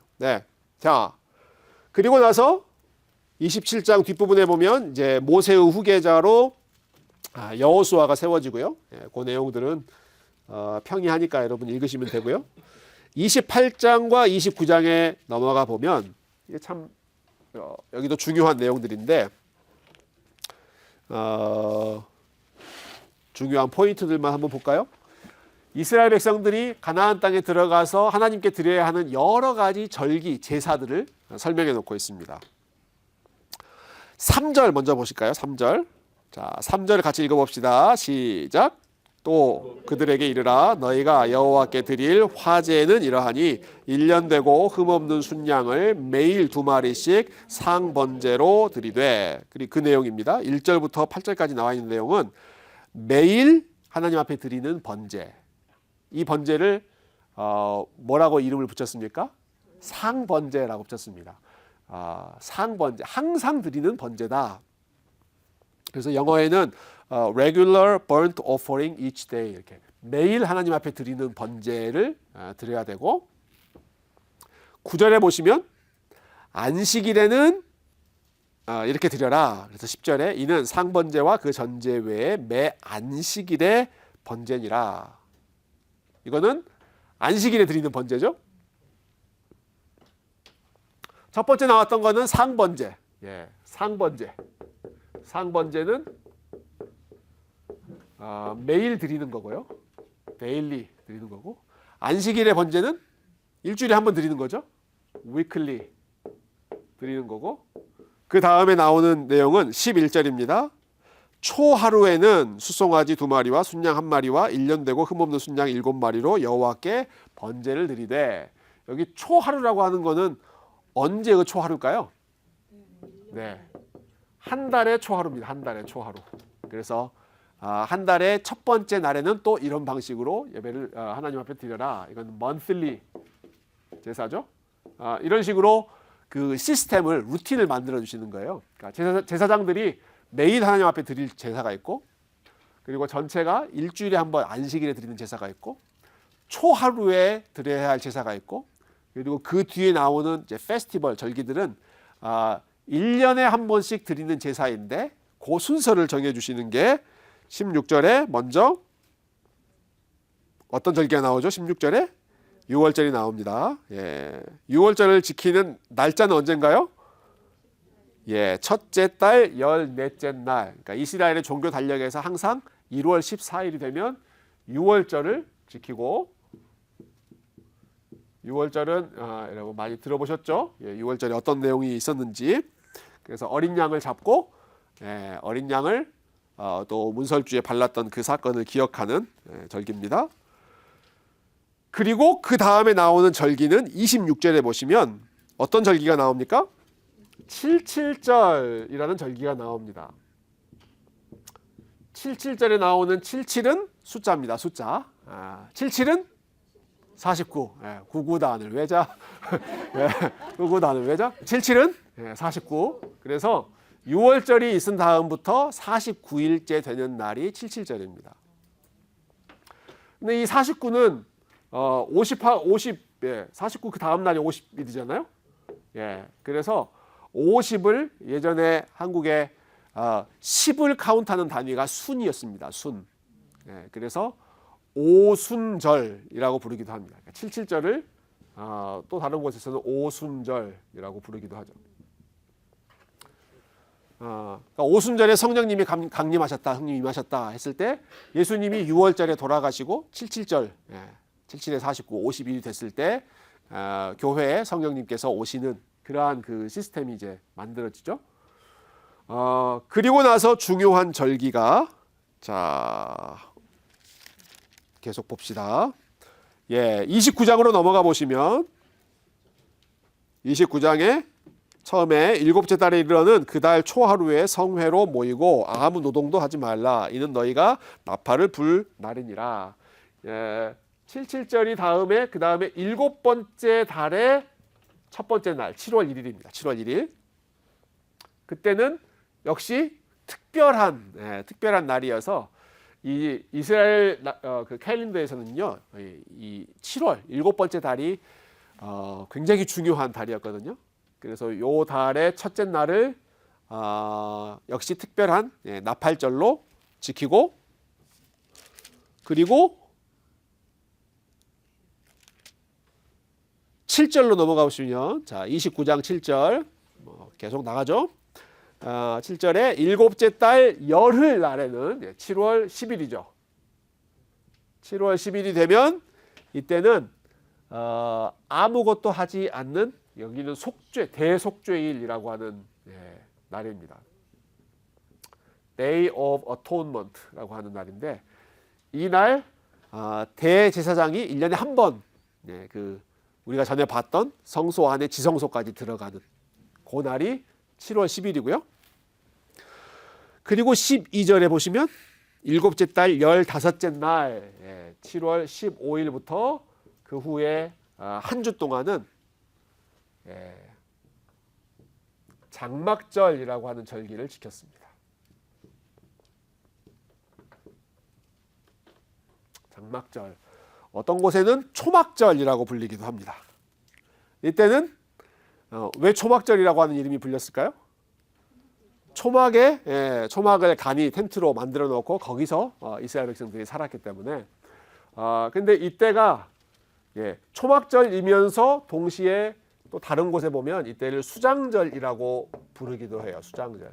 이때가 이스라엘 백성들이 가장 곡식을 많이 수확했던 때입니다. 추수할 때의 숫자 그리고 저장한다 했을 때 장이거든요. 추수해서 창고에 저장하는 절기가 이 수장절이에요. 근데 그 수장절에 이스라엘 백성들은 뭘 하냐면 초막을 지어서 거기서 생활을 해요. 초막은 광야에서 생활했던 그 방식이잖아요. 수장절은 곡식을 왕창 걷어가지고 일종의 추수감사절인데 다 거두어서 창고에 저장하는 그래서 아주 든든해지는 그러한 시기인데 그때 하나님께서는 일주일 동안 초막을 짓고 초막에서 생활하면서 너희가 광야 여정을 했던 백성들이라는 것을 기억해라. 제일 부요해질 때거든요. 창고에 곡식이 제일 많을 때 그때 너희들은 다시 초막 시절을 기억해라. 그때 내가 너희들과 함께 했던 것을 기억해서 곡식 많다고 교만해지지 말고 우리는 원래 초막에 거하던 백성이었는데 하나님이 이렇게 우리와 동행해 주셔서 풍성한 곡식을 얻게 되었구나. 하나님께 감사하고 그리고 너희의 어려웠던 그 시기를 기억해라. 요 사이클을 만들어 주세요. 그 일종의 그 religious calendar라고 할까요? 이건 제사장들이 하는 거지만 매일 드리고 일주일에 한 번씩 하나님 예배 드리고 또 한 달에 한 번 특별한 날로 기억하고 또 여러 절기들을 그 1년에 3차례씩 함께 지키는 그런 절기들을 주셨는데요. 그러니까 우리는 이런 절기를 그 문자적으로 지키지는 않죠. 우리가 뭐 지금도 6월절, 7.7절 이런 거 지키지는 않습니다. 그 당시에는 이제 농사짓는 사이클에 맞춰서 이런 절기가 나왔지만 이제 오늘날 교회의 달력은 예수님이 하신 일을 중심으로 사이클이 이루어지죠. 우리가 2주 후에 성탄절 보내죠. 예수님이 오신 것. 또 고난주간 예수님이 우리를 위해서 고난 받으셨던 것을 중요하게 생각해서 같이 하고 또 부활주일, 부활주일을 우리는 중요하게 지키고 그리고 예수님이 부활하셨던 날이 안식 후 첫날, 지금 우리가 카운트하는 썬데이이기 때문에 그 부활의 의미를 우리는 매주 기억하면서 주일 예배로 항상 지키는 요 사이클을 이제 하나님께서 말씀해 주셨는데 우리가 하나님을 잊어버리지 않도록 주시는 루틴입니다. 뭐 절기 없으면 어때? 뭐 매일이 다 거룩한 날이고 매일이 하나님과 동행하는 날인데 매일매일 하나님과 예배하면 되지.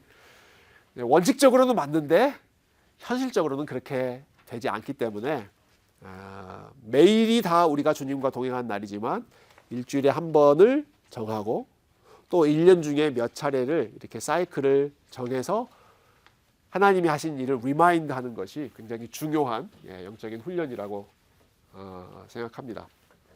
자, 그런 내용들이 있고요. 재미있는 내용들이 많이 남아 있는데 15분밖에 안 남았네요. 자, 30장 보시면 30장 읽어보셨어요, 여러분? 30장 읽어보신 분? 네, 30장 질문이 좀 많이 나오지 않았습니까? 30장? 서원과 관련된 말씀이 나왔었는데 2절 먼저 한번 읽어봅시다. 2절 시작. 사람이 여호와께 서원하였거나 결심하고 서약하였으면 깨뜨리지 말고 그가 입으로 말한 대로 다 이행할 것이니라. 예. 하나님 앞에 뭔가를 내가 서원했다. 서원은 약속이잖아요. 약속했으면 어떻게 하라고요?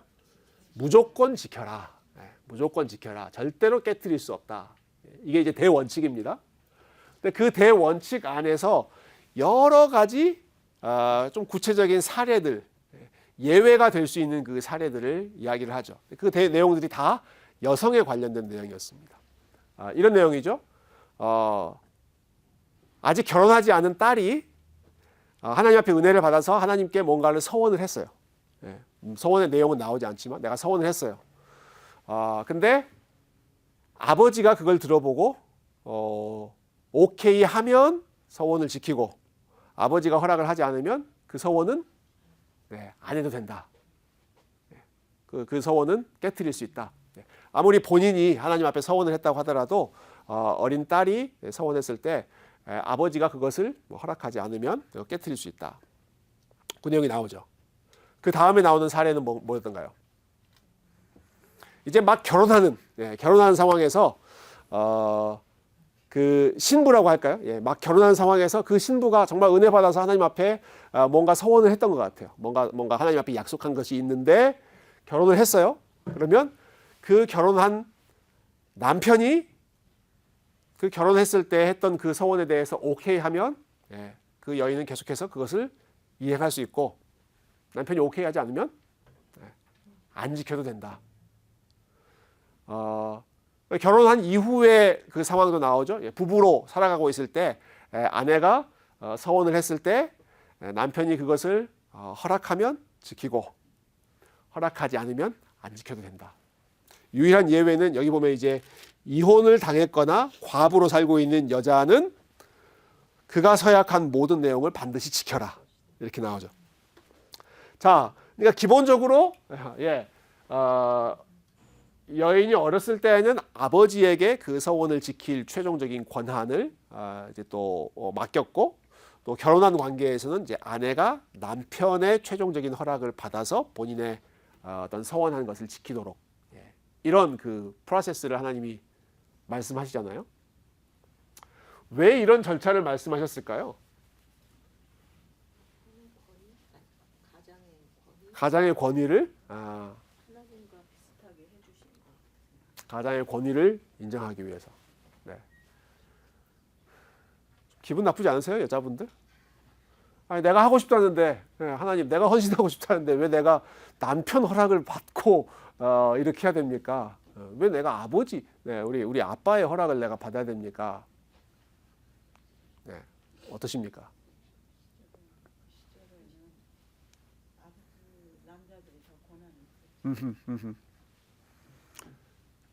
그 당시에는 남편의 권위가 확실히 더 남자들의 권위가 있었으니까.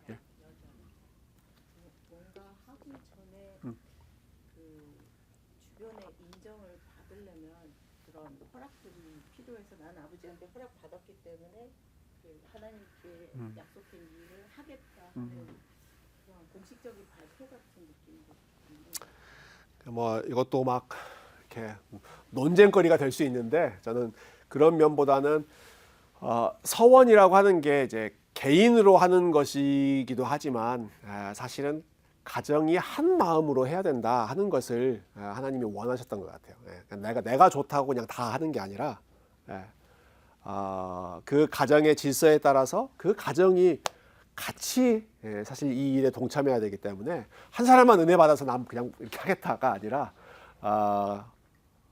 같이 준비될 수 있도록 또 그 과정을 통해서 같이 기도하고 그러니까 부모와 자녀가 같이 하나님 앞에 헌신하고 남편과 아내가 같이 하나님 앞에 헌신할 수 있는 좀 그런 모델을 하나님께서 원하셨던 것 같아요. 그냥 각자 따로따로 노는 게 아니라 그런 면에서 좀 가정의 공동체성을 강조하는 그런 내용이 아마 이런 그 서원의 서약 질서를 좀 정해주신 의도가 아닌가 생각하고요. 그리고 또 한편으로 보면 이건 사실 우리 여성들에게 굉장히 큰 자유함을 줄 수 있는 가 아닙니까? 남자는 무조건 지켜야 돼요. 남자는 네, 2절에 나왔어요. 2절. 남자는 하나님 앞에 서약했으면 무조건 뭐 다른 예외가 없습니다. 무조건 지켜야 되는데 여성의 경우에는 한 번 더 그 프로세스가 있으면서 여러분이 좀 부담스러운 서원을 하셨으면 남편이 쿡쿡 찌르면 되죠. 여보, 내가 그때 조금 내가 너무 좀 과한 것 같은데 당신이 노해. 그러면 그 의무로부터 자유해질 수 있잖아요. 그죠? 그러니까 얼마나 자유케 해주는 그 규정입니까? 남자는 그 모든 책임을 자기가 결정을 해야 되고. 자, 그렇게 부드럽게 이 구절을 넘어가 보도록 하고요. 조금 뒤로 넘어가서 32장에 있는 내용을 제가 간단하게 설명할게요. 자, 32장에는 이런 내용이 나옵니다. 여러분 아까 지도를 한번 다시 볼까요? 예, 오른쪽 두 번째 지도를 보시면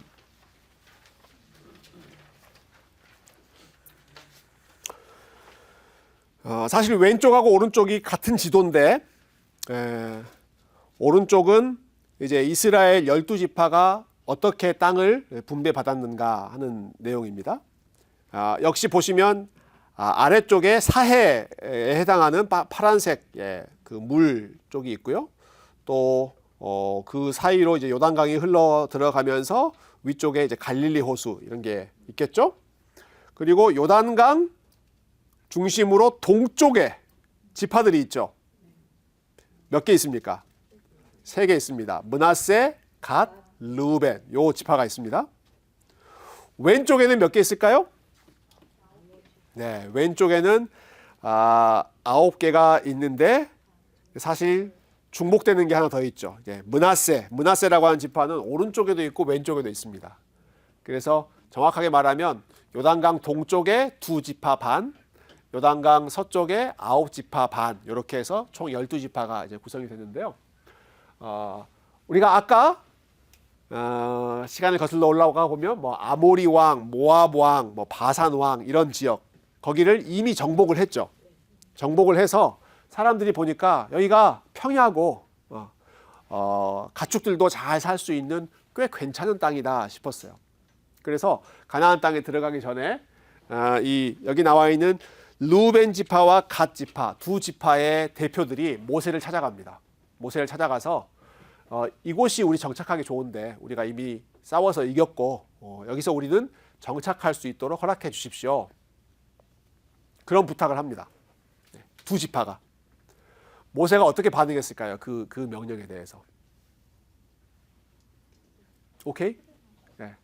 결론적으로는 오케이인데 처음 말을 들었을 때는 오케이가 아니었습니다.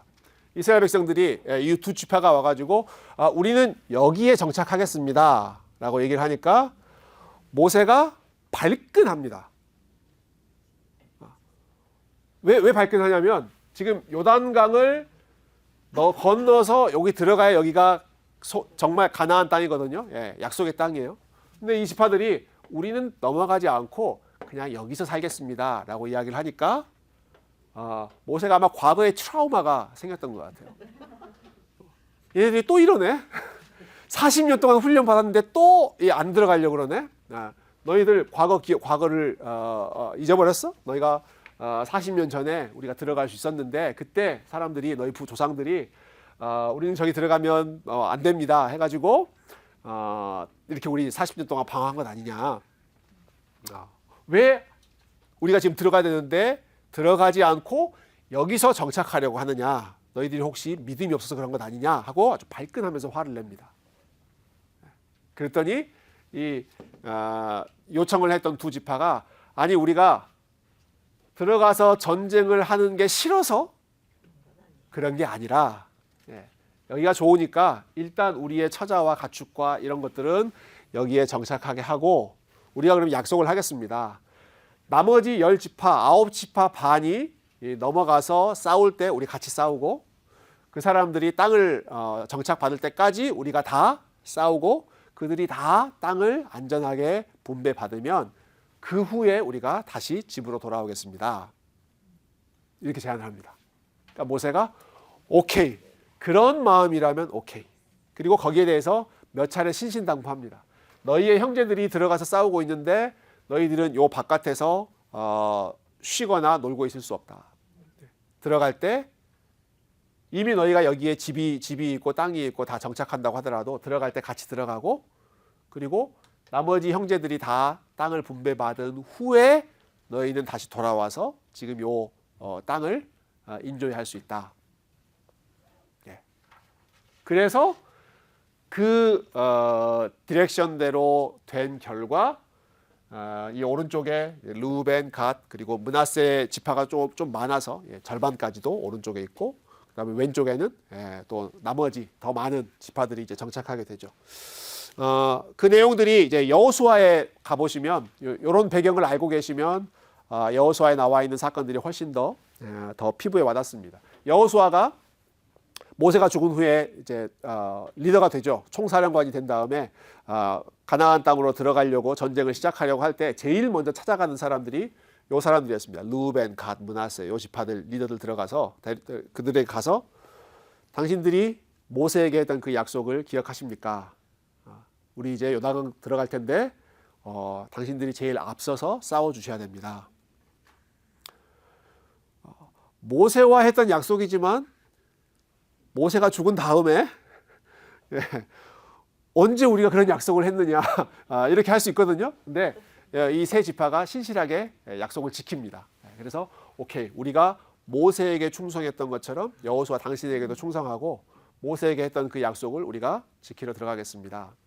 그래서 이 사람들이 가서 싸우고 7년 넘는 시간 동안에 싸우고, 그리고 나머지 지파들이 다 자기 땅을 안전하게 분배받은 후에 이 사람들이 제일 마지막으로 돌아오죠. 싸울 때는 요 세 지파가 제일 앞장서서 싸우게 하고, 그리고 그 싸움의 결과라고 할까요? 그 전리품, 그것은 제일 마지막에 누리게 하는, 그게 요 세 지파의 참 아름다운 모습이었습니다. 싸울 때 제일 앞장서서 나가고 쉬는 거는 제일 나중에 쉬고, 전쟁을 하거나 어려운 일을 할 때는 우리가 제일 먼저 가서 선두에서 하고, 쉬는 거는 남들 다 쉰 다음에, 남들을 다 쉬게 한 다음에 우리는 제일 마지막에 집으로 돌아와서 쉬겠다. 참 아름다운 모습이잖아요. 자, 그런 내용이 나오고 이제 마지막 36장에 보시면 36장에 보면 우리가 아까 봤던 그 딸들이 다시 나옵니다. 누구의 딸들이었어요? 슬로브핫이라고 하는 사람의 딸입니다. 이게 참 재밌어요. 네, 요것도 제가 그냥 설명할게요. 자, 이 사람들이 속해 있었던 지파의 이름이 므낫세였어요. 므낫세 지파의 슬로브핫 가문이죠. 므낫세 지파의 어른들, 지도자들이 갑자기 걱정이 생겼습니다. 아까 그 슬로브핫 딸들이 유산을 갖게 됐다라고 하는 것까지는 정리가 됐잖아요. 오케이, 그러면 슬로브핫의 딸들이, 슬로브핫의 땅이 5명의 딸에게로 분배가 되겠죠. 근데 이 사람들이 아버지로부터 땅을 물려받았어요. 나중에 이 사람들이 결혼을 하면, 누구랑 결혼하고 누구랑 결혼을 하면, 그러면 그 소유권이 남편에 따라서 이제 가게 되잖아요. 그 남편이 루벤 지파 사람일 수도 있고, 뭐 에브라임 지파 사람일 수도 있고, 요 므낫세 지파 사람이 아니라 다른 지파 사람들이 되면 결과적으로 므낫세 지파의 땅이 다른 지파 사람들에게로 트랜스퍼되는, 그래서 자기 지파의 땅이 줄어드는 그런 결과가 나게 되겠죠. 그렇죠? 여러분, 이렇게 땅이 중요합니다. 여기서 이제 부동산 신학이 나오는 거예요. 땅이 중요하다. 이스라엘 백성들도 땅 되게 중요하게 생각했던 거거든요. 근데 이것도 그래서 이 므낫세 지파의 리더들이 모세에게 가서 이런 상황이 나중에 펼쳐지면 어떡합니까? 그러니까 모세가 그럴 법하네. 그럼 내가 또 한번 하나님 앞에 물어볼게. 물어보고 다시 하나님의 응답을 가지고 오죠. 그 결과 5명은 다른 지파 남자 만나지 말고 므낫세 지파에 있는 남자들하고만 결혼해라. 그러면 대대로 그 땅이 이제 므낫세 지파 안에 귀속될 테니까 다른 지파로 나가지 않도록 그렇게 결정을 내립니다. 그리고 이 슬로보앗의 딸들이 오케이, 우리는 그렇게 하겠습니다. 슬로보앗의 딸도 그렇고 여기 보면 다른 지파라도 혹시 이와 비슷한 케이스, 딸이 아버지의 유산을 물려받은 그런 경우에는 그 사람은 자기 지파 안에 있는 남자와 만나서 결혼함으로써 그 조상들의 어떤 그 유산이 혼란스럽게 섞이지 않도록 그 바운더리를 잘 정해 주셨는데요. 근데 이걸 딸들의 입장에서 생각해 보면, 그러면 이 사람들은 자기 지파에 있는 사람들하고만 결혼을 해야 되는 거예요. 그 말은 결혼할 수 있는 가능성의 숫자가 12분의 1로 줄어든다는 겁니다. 그렇지 않아요? 뭐 저런 것까지 생각을 했지? 여러분 그렇게 생각할지 모르겠어요. 여러분 관심이 있어가지고요. 그러니까 이 사람들은 저희 지나가는데 르우벤 지파 남자가 너무 멋있어요. 사실 그렇지 않아요? 가까이 있는 사람들보다는 멀리 있는 사람이 훨씬 더 멋있게 보이잖아요. 에브라임 지파 남자가 너무너무 멋있어요. 그래도 누구랑 결혼해야 돼요? 아니요, 우리는 다른 지파는 안 돼. 므낫세 지파 사람들하고 결혼해야지. 그래서 훨씬 더 많은 초이스를 희생하면서까지, 그러면 우리는 하나님께서 정해주신 그 바운더리를 지키는 삶을 우리는 살겠습니다. 그렇게 해서 마지막이 그렇게 끝납니다. 슬로바스의 딸들이 므낫세 지파의 사람들과 결혼을 하고 또 그렇게 이 하나님의 뜻에 순종했다. 여러분 이것도 이 사람들의 생각을 한번 우리가 뒤집어서 보면 이 모든 상황을 현실적으로 생각하고 있다는 거잖아요. 므낫세 지파의 리더들도 우리가 언제 우리 땅이 될지도 알지도 못하고 이걸 그냥 소망 없이 바라본다면 사실 굳이 이런 거 모세한테 찾아가서 묻고 뭐 정리하고 이런 거 사실 할 필요 없는 그런 상황이거든요. 근데 이 사람들이 생각했을 때에도 분명히 하나님께서 우리를 가나안 땅에 분명히 들어가게 하실 거고, 그러면 이러이러한 일들이 일어났을 때 이렇게 법적으로 꼬이게 되면 어떻게 되느냐, 이거 우리 미리 좀 준비해야겠다. 그러니까 모두가 다 가나안 땅에 정착해서 하나님이 주신 땅을 소유한다는 것을 기본 전제로 하고, 하나님이 약속하셨으니까 반드시 이루신다, 그걸 기본 전제로 하고 직면할 수 있는 예상 상황들을 생각하면서 이렇게 하나씩 절차를 준비하는 거죠. 그러면서 결국 이러한 상황들 속에 하나님께서 주시는 디렉션대로 혹은 본인의 어떤 초이스나 옵션이 좀 많이 줄어드는 그런 상황이지만 그래도 우리는 하나님 정해주신 대로 순종하겠습니다. 그게 민수기의 결론입니다. 이게 뭐 결론이 이래. 혹시 이렇게 좀 생각하실지 모르겠어요. 용두삼이란 말이 있죠. 용두삼이. 처음에는 용의 머리로 시작했다가 뱀의 꼬리로 끝난다. 처음에는 막 거창하게 시작한 것 같다가 뒤에 그냥 흐지부지하게 끝나는 거, 그걸 표현할 때 이제 용두삼이라고 하는데요.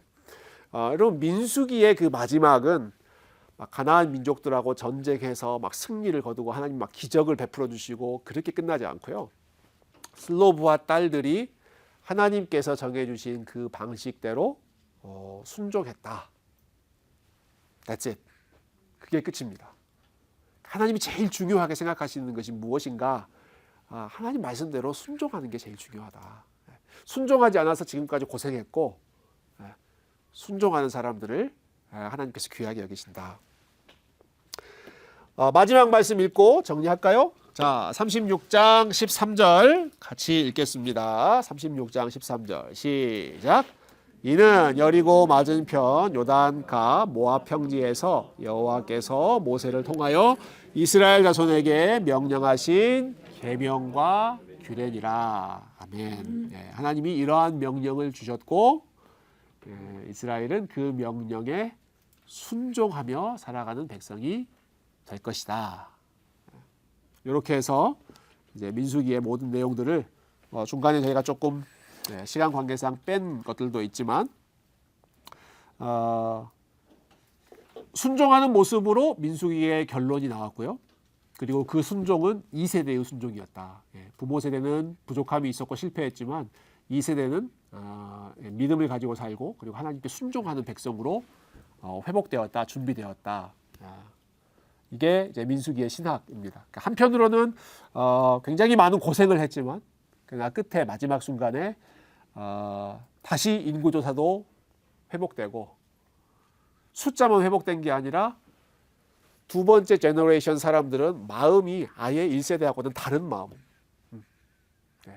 확실하게 다른 마음으로 준비되는 그 모습을 보게 되죠.